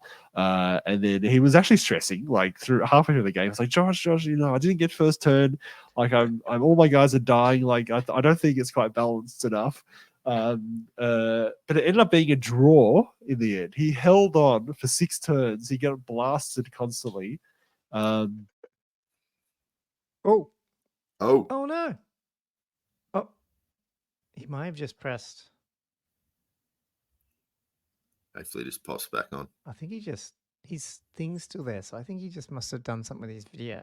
We just lost Josh for those listening. Although I can still see his screen. So I'm wondering what happened. He was right in the middle of it. I think his actual camera has dropped out. So I'm going to ad-lib while he's gone. Oh, he's coming. Nope. I'm back. Yep. There he is. There you go. Keep going. I think I could hear you guys the whole time. I don't know what happened there. Where was I? So, he held him for a draw. Like, it was crazy. He had like 6 guys left in the middle of the board. And he'd been pelted by dwarf artillery for the whole game. Yeah. But like the thing is with the scenario, it's like you get 100 victory points for every turn that you've got the most unit strength in that center of the board. So the defender's ticking up passive points the whole time. And if you still got a unit alive at the end of the game, you get a few hundred more points. So like it feels really tough as a defender. But if you can hold on for the game, as much as you feel like you've probably got nothing left, it ended up. I feel like this is a good matchup for this and the units, almost like with the dwarves having to come in to do it versus like if it was the other way around, the dwarves would probably just sit there and potentially marching 6 inches better. Well, yeah, I mean, well, I feel like the dwarves, if anything, they're probably the worst army to be the attacker because they're so that's what I'm saying. immobile. Yeah. That's what I'm saying. Like, so, like, is that just a good matchup for the scenario as well? You know that potentially. So I think the thing I might do is I might make it automatic that the defender can choose the first or second turn, just so he's got a bit more advantage. I'm not sure what else I can really do because he also gets 2 free obstacles like walls, which is and you're not supposed to sit there and win and wipe everyone off. That's the thing. Like, you're supposed to get. Like that, it's not. It's supposed to fair, feel tough. It's supposed to feel yeah. hard for the defender, and if you can get through, it's a victory of sorts, you know. But you still want it to feel like a competitive game. But it is really hard to balance. Like, this is a particularly extreme scenario, and the original Warhammer one was like completely no possibility with the winning. I mean, I didn't go through the whole thing. I sent around, but so what happens with is it just all sitting there getting their victory points, or what? Did they get any reinforcements on later or anything like that? No. Okay.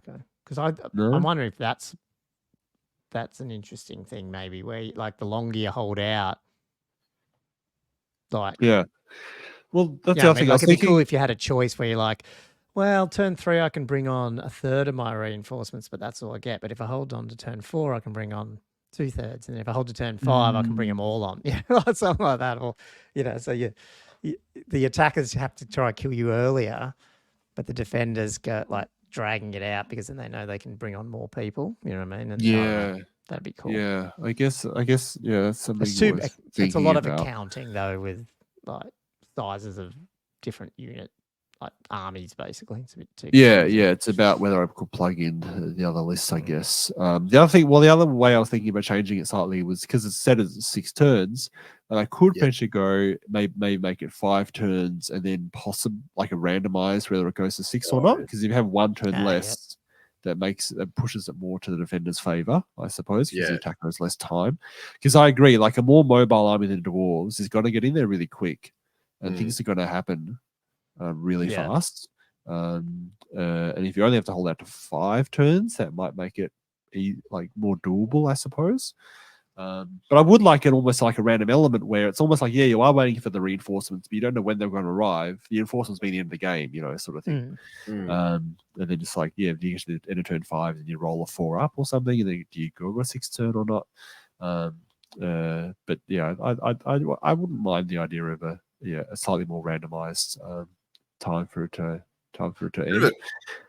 Question, Josh, with your scenarios, can you change your army as you keep going, or you? Yeah, absolutely. Absolutely. No, it's completely open.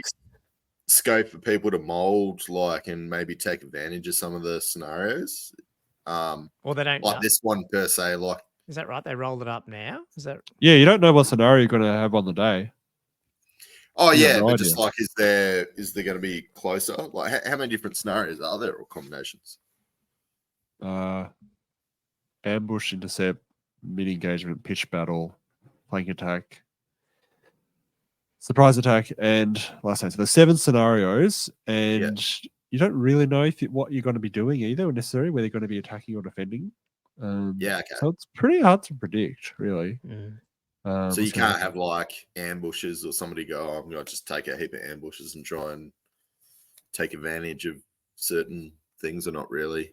Not really, yeah. Like, ambush is a hard one to predict because you got to roll a 4 on 2d6, and you only roll 1 dice. Your opponent rolls the other dice, and then you've got the possibility to re-roll it anyway. So it's like it's very hard for you to really know what you're going to get. Really, that's part of the beauty of it. Really, it's you just got to deal with whatever you get dealt with on the day. This scenario had the Wizard's Tower in the center, by the way. That's why there's a massive Wizard's Tower on that hill. That's nice. Is that your one that you're printing out? Did you print that, or is that? That's a Tabletop World one that I bought years ago. Right. Never go around to it. I primed it a few weeks ago just so that it will have something on it, so that at least look okay. Yeah. Just in case someone needed a Wizard's Tower, and surprise, surprise, they did. There's that little extra tower on the side. The thing comes off, and he actually stuck. You can't quite see it. He gave me a photo of his close up, and unfortunately I didn't put it into this presentation. He's got a little dude in there. He's got his mage sitting in there. Yeah. You can just see it when I zoom in. So much theme.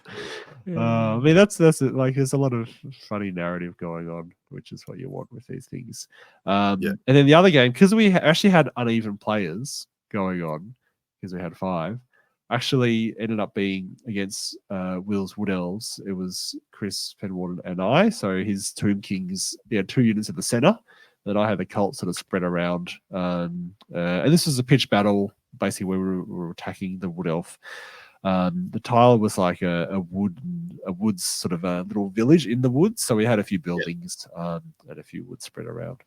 Awesome. But yeah, I'll go through that scenario a bit on the 6-Air podcast. But they ended up being just go through it a bit. It was pretty bloody. Almost everything of my army died except for the shades, and ended up being like actually quite a close game. Chris's big block of spearmen and the chapter did some good work, but ended up being a draw in the end. So we had 2 draws, bizarrely. Wow. So nothing happened on the board. One thing that I sort of took from it, though, because the one thing people really seem to enjoy is the unit skills. And so developing the not just the character and so skills, if you keep them in the army list, they keep them. If you took them out, you lose it. Is that? Yeah, that's right. Yeah. That's right. Now, I've got it pretty harsh though, because I've also got, if the unit like is wiped out, they lose a random skill if they've managed to acquire one, which is pretty brutal. So I think I've actually decided to nerf that, so it's only a roll of a 1 on a d6. So that, because I feel like if people are losing skills so like they often, won't then use. You don't quite get the you won't remember that you've got it, and then you don't get sort of if they keep it for ages, and you sort of get more of a identity around that unit, I reckon. And you sort of probably want to use the unit, you know what I mean? Like if they've got this extra thing, you want them to be heroic and get in and be used, and even if they die, then there's other penalties for dying, isn't there? Like as in you're not advancing for the characters as much anyway. Well, just in general in the campaign anyway. So absolutely, you probably don't need to. No, you don't want to be dying anyway. I think the character injury chart's working pretty well. The other thing I was looking at doing with it, so has people lost an arm and stuff? Has anyone fiddled with their characters from the damage yet? Like if they chopped off an arm or? We've had some weak. Like today, we had some hand weak. My sorceress actually got a hand injury, so she lost a weapon skill. But luckily she's just a sorceress, so it didn't matter. You didn't like bandage up the arm or anything. Well, the bandage is probably affecting a weapon skill, right? And then my anointed, who also died, had to roll the injury chart for him, which was terrifying. He got like a high score. He actually ended up causing fear against Wood Elves, but unfortunately he already causes fear. So it's like, maybe he causes terror against Wood Elves. I don't know. Does it add up? Is it additive? But I was going to say with the skills for the characters that there's 2 more things I want to say quickly.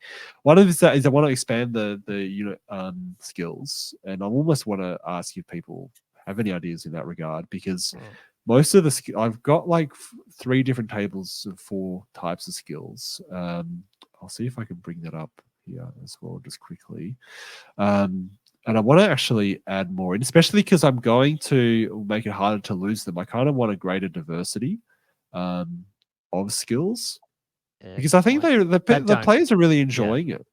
Like they actually love the skills. So I actually want to have more options in that regard. I've only got like 12. I kind of want to get almost twice as many to just to give a bit more story. So I've got things like, I've added like a swift reform mechanic, which is like solid from 8th. Once per battle, you can re-roll a flee roll. So a skill into maneuvers table, a shooting combat table, is that what the other one is? And a leadership table. Yeah. And the combat ones are more like, you can, get 1 pip of weapon skill, or +1 combat res, leadership stuff like extra leadership skill or ignore panic by friendly units. So it's like, it's fairly soft stuff. But yeah, if people have any suggestions in that regard, it'd be good, because it's actually hard to come up with ones that aren't going to be necessarily super, sort of game breaking, I suppose. Now, the thing with the characters is that I've got a bunch of character skills, and these are actually taken out of a White Dwarf character development thing, which was adapted from Mordheim.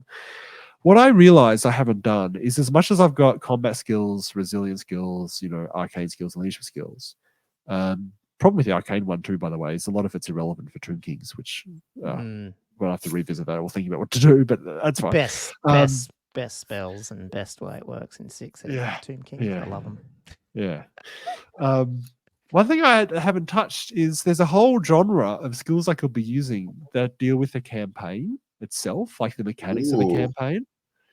So, stuff like, making mercenaries to hire cheaper, stuff like being able to alter your, I don't know, like some of the event table roles, like, because, different tables have got different outcomes. If you could have a skill where you can add or minus 1 pip of the dice, you got a bit more control over that kind of thing.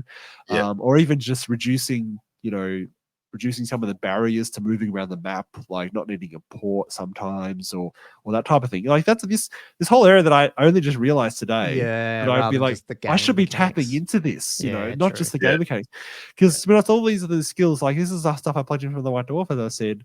But it was when I was first writing this up, and I had so much to write up to. I never really went back and revisited this, and now I'm looking at it back, I'm like, and there's a whole deep thing I could be not sort of tapping into yet at all. So I know one you could add on the movement one, which is that you can march through forests and stuff. I've got that as a house rule.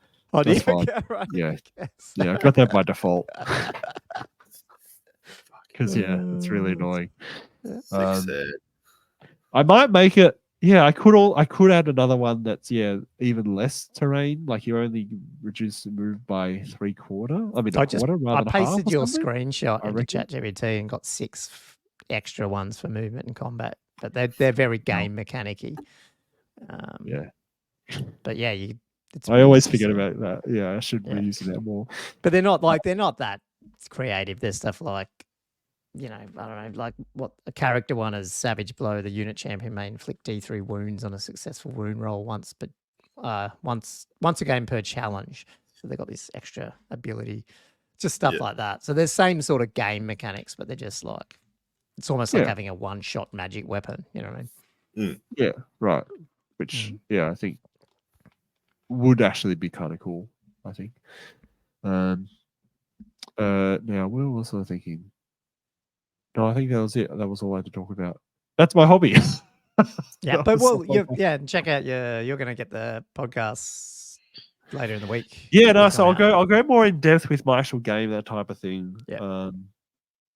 Later in the I'll release it later. I'll probably go through it tomorrow, but we'll release it later in the week, hopefully. Cool. Should be good. A proper 6 Ed podcast with Ben again. Actually, I just realised if you need it out on that Saturday, I might not be. I'm away Friday and Friday night. Just let me know. Or Andrew can smash something out on a video if you need. Yeah, nice. The backup editor. just to add on the logistical problems, I'll be in Singapore next this week. Oh, so what are you doing? Where are you going on that? Like, are you not here next Monday then? I'll be getting back Monday afternoon. So we should feel like have this conversation off air. Wednesday afternoon. Fair enough. I'm only going for like 5 days for a vet conference. Yeah, wow. Love it. Oh, it's a conferencey thing, is it? Like a work thing? Oh, right. Yeah. Okay. Well, it's education thing, but only for 2 days, and the rest of it's sort of doing. Yeah, fair enough. Okay. In Singapore things. Nah, cool. Yeah, we'll chat out the next couple of weeks because I'm going to be in Tasmania on a Monday, Tuesday, Wednesday as well coming up in the next couple of weeks. So it might be hard to get me on a pod. That's all. We'll work it out. All good. Do you want to smash through some listy stuff quickly and then before we wrap it up? Yep. What do you want to talk about, Andrew? Oh, no, I was just trying to get both of your inputs and the people out there in the YouTubes and on the pods, how to actually build out a Slayer. So I'll bring out the let me get army builder thing. Do I have like dwarves loaded up here anyway? That's the question. So what's going to be the most effective Slayer? So I'll hit the Slayer. What I can take. Oh God, had a bit of a blowout with my book. Don't worry about that. And you're talking the Demon Slayer here? Is that the one you had? Yeah. Nobody takes a Dragon Slayer. Yeah. All right. So Your Slayer. Now, the question I would have now playing that, you know how you had the rune of Dishonored here, the 50-point one? Yes. So you get the 3 up wound, but then if you get 100%. I guess the worrying thing I had there, because your guy was what, 330, was he, when he was tooled up? It's expensive. Yeah, I'm just wondering, because dwarves are so immobile, if you know what you're doing, which I didn't, and just lucked into it, I didn't kill him. Do you know what I mean? Yeah. Like, it's like, whereas if you know you don't want to kill him and he's only moving, it's hard to get around the board. Yeah. It's hard for him to actually get into combat. You know what I mean? Yeah. That's the only bad thing about that, potentially, with that one. Well, yeah. So the thing with the Demon Slayer, I think is really good if you've got him near a high value target. So, he does, yeah.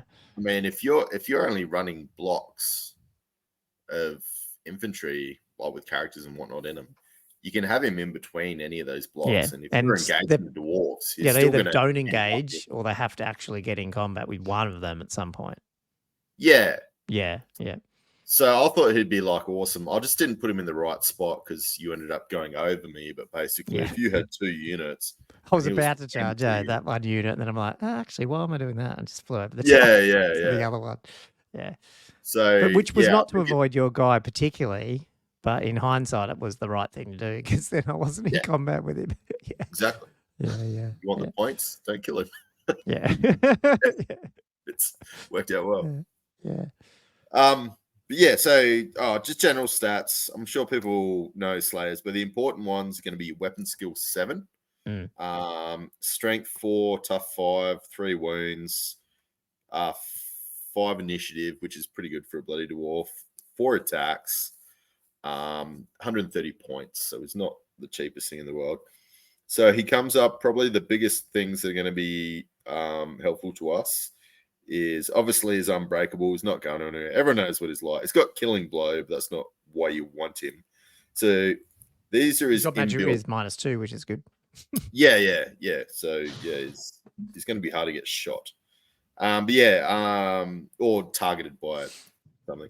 So the Slayer of Demons is probably what you're going to be chasing. So that's what your Demon Slayer is, Slayer of Demons. So when this character makes a roll to wound, a 4+ is always a success, regardless of the toughness. In addition, each unsaved wound inflicted by this character against an enemy model with warp spawned or behemoth has multiple wounds D3. The problem is it's behemoth, so not all your monsters out there. So you take those. Dumb. You don't get the monstrous creature. Like, why do they do Yeah. Right. So it's only your behemoths. The problem I sort of have with this is so it doesn't get that against my even my wyvern, which is is it a behemoth? No, that was a monstrous creature, isn't it? I can't remember. Yeah. No, it's not the scorpion. It doesn't get it against. Yeah. So the thing I'm taking away from here is like, what's good? So he's got a 4+ to wound. And he's got D3 wounds against hopefully a dragon style monster. He's also got weapon skill 7 and 4 attacks. So I was thinking, let's build off that. So going forward, I'll go through the runes. I was just going to see what you guys thought with this. So he's allowed 100 runes for a weapon. You guys know how the runic weapons work, but basically. I do have it up on the screen if that's easier, Andrew, but I don't know. Oh, yeah. Yeah. Well, you can go through on your side and I can go through on mine, I suppose. Yeah, just in case you're looking, but yeah. Yeah, just easier to read. So Master Rune is smiting, so 75 points. One. But to me, this is like a massive psychological thing because you're like, shit, I reckon it is too. Yeah. But it is even 75 points, but still. Yeah. 75 points, you're still getting your full save minus, it's a great weapon. But the problem with a great weapon as well is it takes you down to initiative 1 plus your charge if you're charging. Or you can go down the option of doing a hand weapon, but then you're not getting. So you can choose a hand weapon. You're not striking anywhere near first anyway, so it doesn't really matter, does it? Well, I don't know. To me, if you're initiative 5 and you were charging in, you'd be initiative 8. But with the great weapon, it's taking you back. Yeah, oh, to... true. He's 4. Sorry. Oh, is he 5? Oh, he's 5. Okay, sorry. I'm wrong guy. Yeah. Okay. So kind of it's like, well, what weapon you want to use there? Like to me, most people are going with a great weapon, but the great weapon is going to take your initiative back, which means you could get killed before you even attack. So the other weapon is... Can you do this? Can you inscribe it on the additional? Weapon. Yeah, that's a good question. No. Get an extra attack? No, so can only... weapon runes can be inscribed on a hand weapon or a great weapon, whatever form it takes. Well, it's an additional hand weapon. Isn't it a hand weapon? So that means you can inscribe it on both. So he's got 2d6 multi-wound. 150 points? Yeah. Oh, yeah. The thing I don't get with this is like you put weapon runes on, but it doesn't tell you like, how do you know what weapon it's actually on? I haven't actually seen any of that. So can you change your weapons? Can you say, oh no, it's using a hand weapon now. Oh no, it's using a great weapon. Well, you have to use your magic weapon, but I don't know if that's the same rules with dwarves. But but it doesn't tell you what weapon it's on, does it? It just says you got runes. Well, I don't know. I don't know. Because if you got a great weapon, you can still use a hand weapon, can't you? You don't have to. Oh no, you have to use your magical weapon. Yeah, sorry. Yeah, you have to use your magic one. Yeah. You're correct. Yeah. So you'd have to nominate which magical weapon it is, but I'm guessing. So you definitely can't do additional hand weapon. It's definitely out of... No. Yeah. Anyway, I'm getting off track. So you go on Master Rune of Smiting, for sure. Well, no, I was just saying what that is. This is the build you've been doing. Yeah. Well, not the build, but I'm just saying what you guys reckon. So you got Master Rune of Aroik the Mad. So basically, no armor save is permitted. It's only 45 points. So bang for your buck. If you're trying to get through a 2+, 5+ armor save, which most dragons are going to have, this is going to get rid of your 2+. So I'm almost thinking this is almost an auto include. I don't care about the great weapon being -2. -2 on a 2 up is still going to be what? 4 up. So and then there's a Master Rune of Dragon Slaying. It's so hard, isn't it? Because like you do the maths. Yeah. Like a great D6 weapon. Wounds is crazy. Yeah, with D6 wounds, it's like, what's the maths of, okay, you might only get 1 or 2 through, but you could do a D6 versus... well, that's what I'm wondering. Then you've got Rune of Parrying. So this is the build. It's so like, well, what do you do? So Rune of Parrying is going to make you defensive. Rune of Fury is giving you an extra attack. So what I was almost looking at is you're going to want to hit better. Yeah. And you're going to want to have more attacks. And I think hitting's so good or more attacks because that's the one you always whiff, I reckon. And you've already got a 4-up auto wound. Yeah, exactly. So the more hits you can put out. So what I've gone with for these, and I want to see if you guys are on board here, was go Master Rune of Aroik the Mad. Just get rid of the save. So ignore save, yep. Ignore save. I was going to go 2 Runes of Fury for 2 more attacks. Nice. And then I was going to look at putting on... get my runic tattoos out to make them even more expensive. What's he up to now? 225? Hatred of all. Oh, I'm not even counting. Oh, he's already got hate. No, he doesn't. Yeah, so hatred. Here we go. So I was thinking this is a terrible choice because you're definitely going to die really quick. But I was almost thinking Rune of the Reckless, so you get +1 to hit. But then I was thinking, you know what? If you're going up against a dragon, but you also get Frenzy as well, so you're going to get +1. So you're attack. on 7 attacks now. Ooh. 7 attacks. But I was thinking, well, maybe drop that. What do you guys reckon? So you just go straight to Rune of the Dauntless instead for the tattoos. And then you can issue a challenge because you're against a dragon. Oh, that's a challenge. Okay, well, that'd be better. Yeah. Yeah, most stuff you're going to issue a challenge. And you're re-rolling to hit. And you're re-rolling to hits. Yeah. No, that's got to be the way. That's it's only 15 points. Yeah, that's half the cost of the hatred. Yeah.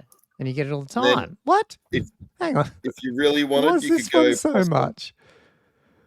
This is 30 points and just one off roll against everything. And this is fucking all the time, except it's in challenges, but that's who you fight. It's only challenges, though. Yeah, that's. I guess you could tool one of these guys up to blend through a unit, I guess, but yeah. So you got one more rune of tattoos. So you can either go Warrior's Rune, which is going to give you +1 weapon skill. So your weapon skill 8. If you really want to guarantee you're going to hit. Yeah. Or you can just go to Rune of Wrath for another 15 points and just get one more attack. Oh, love it. Give us more attacks. I mean, if you're re-rolling to hit anyway, the only thing weapon skill might help you defensively. So what? Yeah.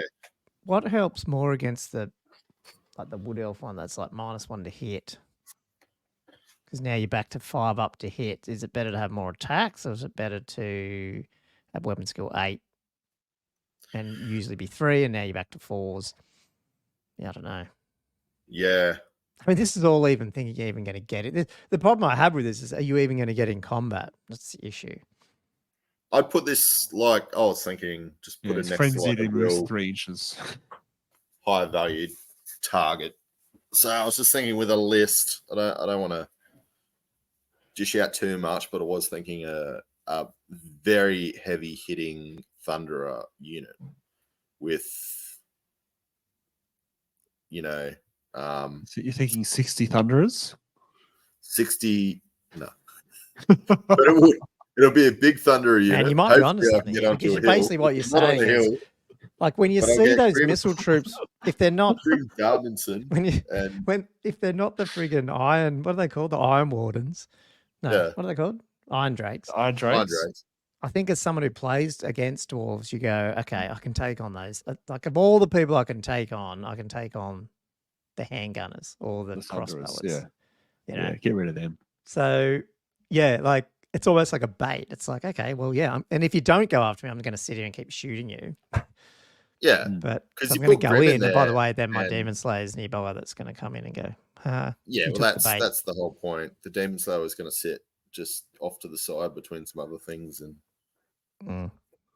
it'll get in there after the Thunderers take a wound or two off. It's potential. Yeah, I don't know. That's the biggest thing. Like, there's nothing else you can. There's no other. Like, the max you can get out of their movement is like the 12-inch range, is it? With the extra. Yeah. Oh, no. You can move them with that other spell. What's the spell they get from the Anvil? What's that one? Oh, yeah, you get to move again. Just like a double movement. Oh. So you move any of that stuff to get them up. Like, cause you got this awesome Vanguard, so you can move them 3 inches. 3 inches. In the first turn. No, this is purely defensive. Purely defensive. Yeah. I want something that's going to almost be like, I don't know. That's what I was thinking. If you get something really scary, are you really going to want to go put your dragon anywhere near it? Especially into, and you're not putting any. Did you put any talismanic runes on? No, well, you can do this. I was thinking either Rune of Luck or Rune of Warding. So Rune of Luck, you can re-roll 1 to hit or wound. Yeah. Just in case, you need from your 7 attacks. 12 warding. Probably this one. Yeah. So that'll give you 4 wounds. Oh, so how come he's only 275? What did you have souped up against me? How did you get it? Oh no, you had smiting. The rune of smiting. Yeah. He's still got 100, almost 100 points of those runes, though. Like even without, so he's probably spent a similar amount of points on that. Yeah. I don't know. We'll see. I just want to know what other people's thoughts are with their Slayers, I suppose. If you were going to send a character into a sorry, no, I didn't put. Oh, hang on, I didn't put this. Oh, so you haven't put the Rune of Dishonored on this guy? No, I didn't. Oh, okay, cool. Okay, yeah, no, even better. Okay, yeah. Yeah, that's why it's 50-odd points less or 40-odd points less. Yeah, no, I think this is better because I think this is the thing. Now I need to kill him because if I don't, I'm still getting the points. So then, you're making it. Yeah, no, I like it. Yeah. Oh, yeah. I wasn't going to put that on before. Sorry. That's probably where the miscommunication was. Nah, that's cool. I still get scared. I mean, again, it depends on the armies I play, but I feel like I'm more scared of the multi-runes. But The D6. Yeah. Just a psychology. But then in my head, I haven't played dwarves. Like, I haven't been the player of dwarves. In my head, I'm still probably I can Plague a Rustum to get their things down, and you can't. Yeah, true. I still think mathematically, my gut feel tells me that, and I might be totally wrong if it's gut feel, is that you squeak 1 or 2 through and you got D6 wounds, you're going to kill something versus like not having that. But yeah, I don't know. Because even if And you're at a 4 up, psychological factor. if you're doing a great weapon, and so you've got 2 up goes to a 4 up, so half of them are getting through, but the half is D6 rather than 1. Yeah, I feel like that multiplicative factor does go in favor of smiting. That's probably why it's more points. If but then you're also not getting the extra fury attacks. I don't know. So you're saying take out the mads, take out 1 fury, and put on smiting. So you're going to miss 1 attack. I'm telling you to go. This is 1 less attack and not ignore armor. Is you put it in ChatGPT and you ask it, I have 5 attacks, and it'll give it to you. I'll tell you, it'll do it all. It'll list the maths out and tell you which one's better. Crazy. Stop using your own brain. I can't believe you can put a photo in and ask you to tell you how to play Warhammer. Yep. So I just said that maybe that's going to be the title of the episode. I need to start like making a bunker. Just ask ChatGPT to give you a title for this episode, right? Yeah, that's right. I'll do that too. Skynet's coming, guys. It's coming. Guaranteed. We've got 2 years left, and then we're not doing anything anymore. Terminator 2 is here. Yeah. No, that's my gut feel, but I mean, without doing the maths, I don't know. And again, the maths are worth fuck all, really. It's rolling dice sometimes and having fun. So, but yeah. Psychologically, I think psychologically, the arguably scarier. Yeah. Just smarting, all right. Now, having said that, let's flip it on its head. Psychologically, it tells me I'm not going near that fucker. So you go, okay, well, I don't have it. Now come near me, and I'm just doing just as much damage. Do you know what I mean? Like if it only does, if it's only, maybe it's only 80% as effective, but if it means you're going to be in combat, then, and then all the other stuff you got around you, like maybe it's a better build. It depends if you want him to engage with you or not. Yeah. Or just run away and hide. Well, to me, if you've got a 700, or not 700 point, but if you've got your army's effectively centered around this 500-600 point thing, and you can engage and shoot or attack and destroy the rest of the army with whatever else you've got going on. To me, it's a big factor. Yeah. But I don't know. Yeah, it depends on the approach you want to do, whether it's deterrence or to try to kill it. But yeah, I think that would work. Yeah. That'll work well. Yeah. No, try it out. We'll definitely see this build, I think, coming soon.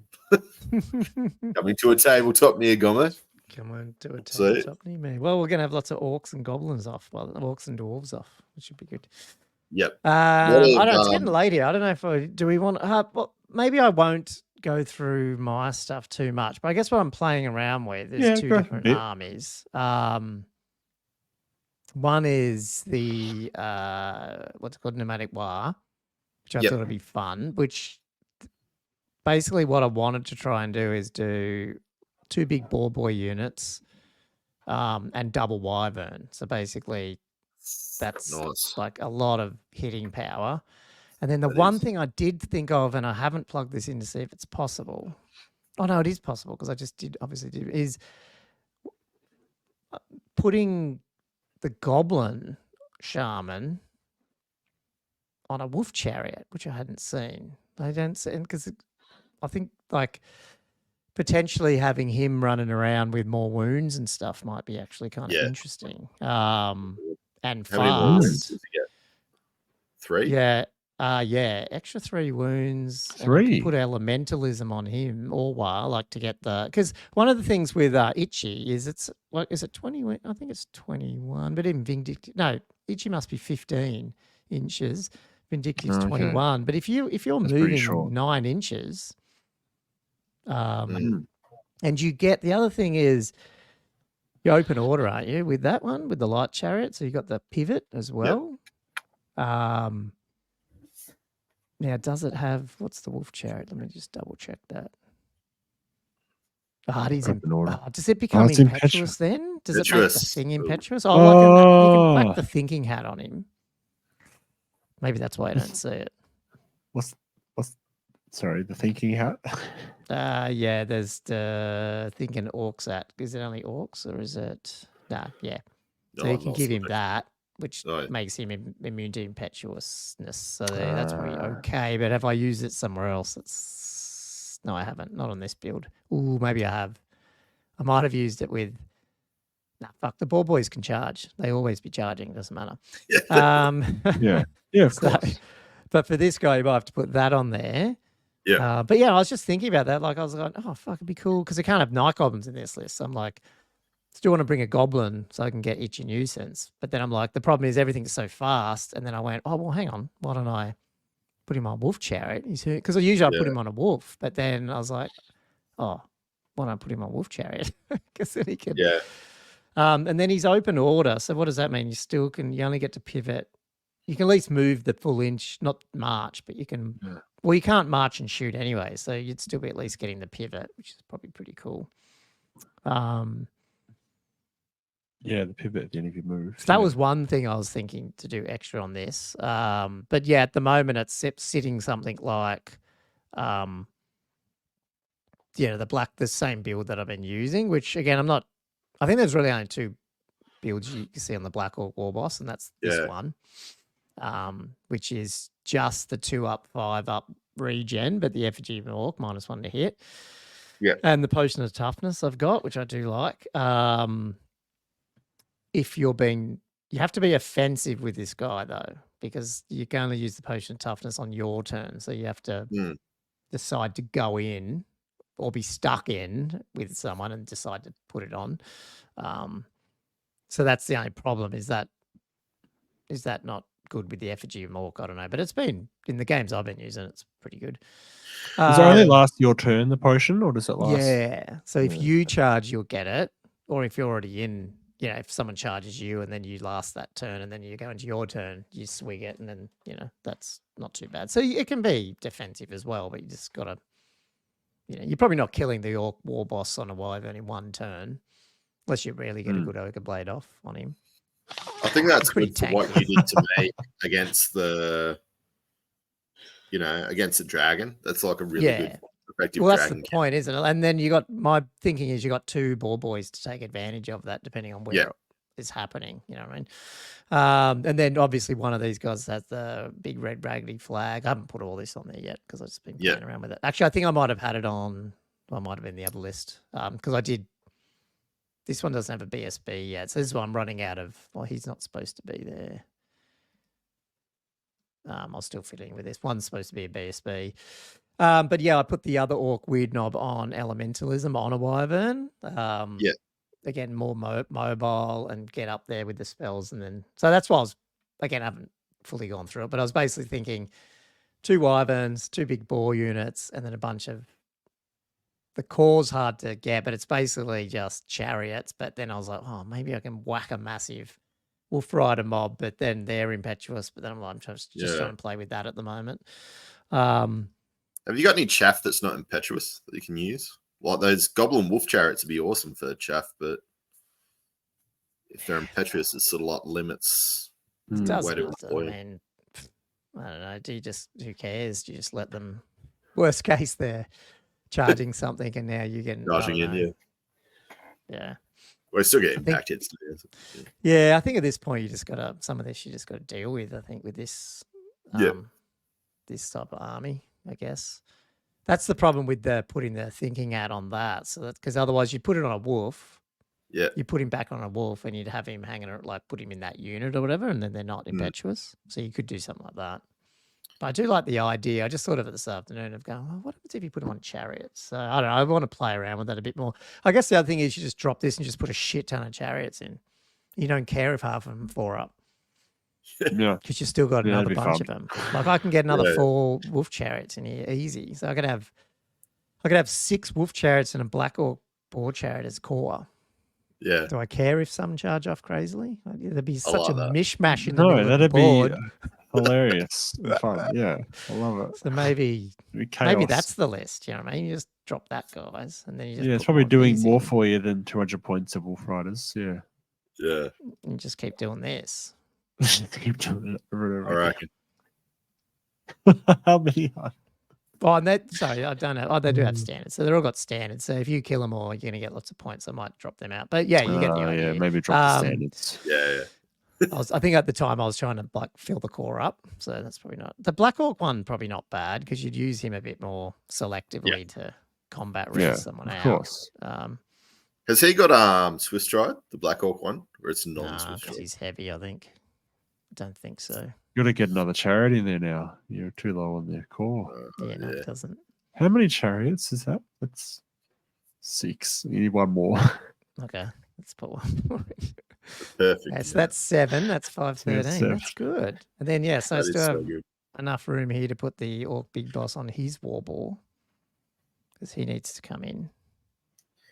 And he'll probably end up with either Raggedy Flag or probably one of these guys will have Raggedy Flag on their standard That bearer. seems so much better than those 15 Wolf Riders. It's so much better.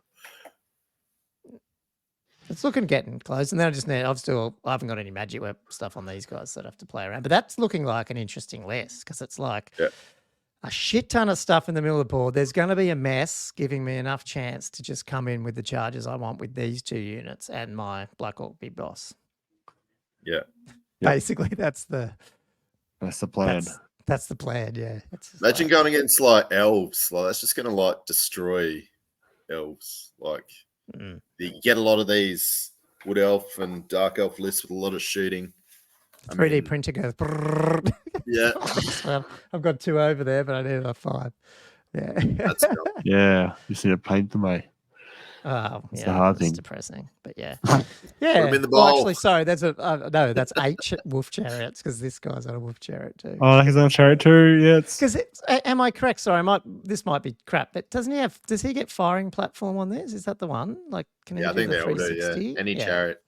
Yeah. He still has to maneuver properly, but he can shoot 360. Hey. Yeah. Shoot behind you. Right. It's awesome. Yeah. Okay. Oh, well, I might build this one out. I think this looks interesting and sort of easy to play because it's all the same units. You just have, like there's not all these combinations of stuff. That's why I got the Sky Cutters to put the mages on. Yeah. So the mages run around shooting. They're great.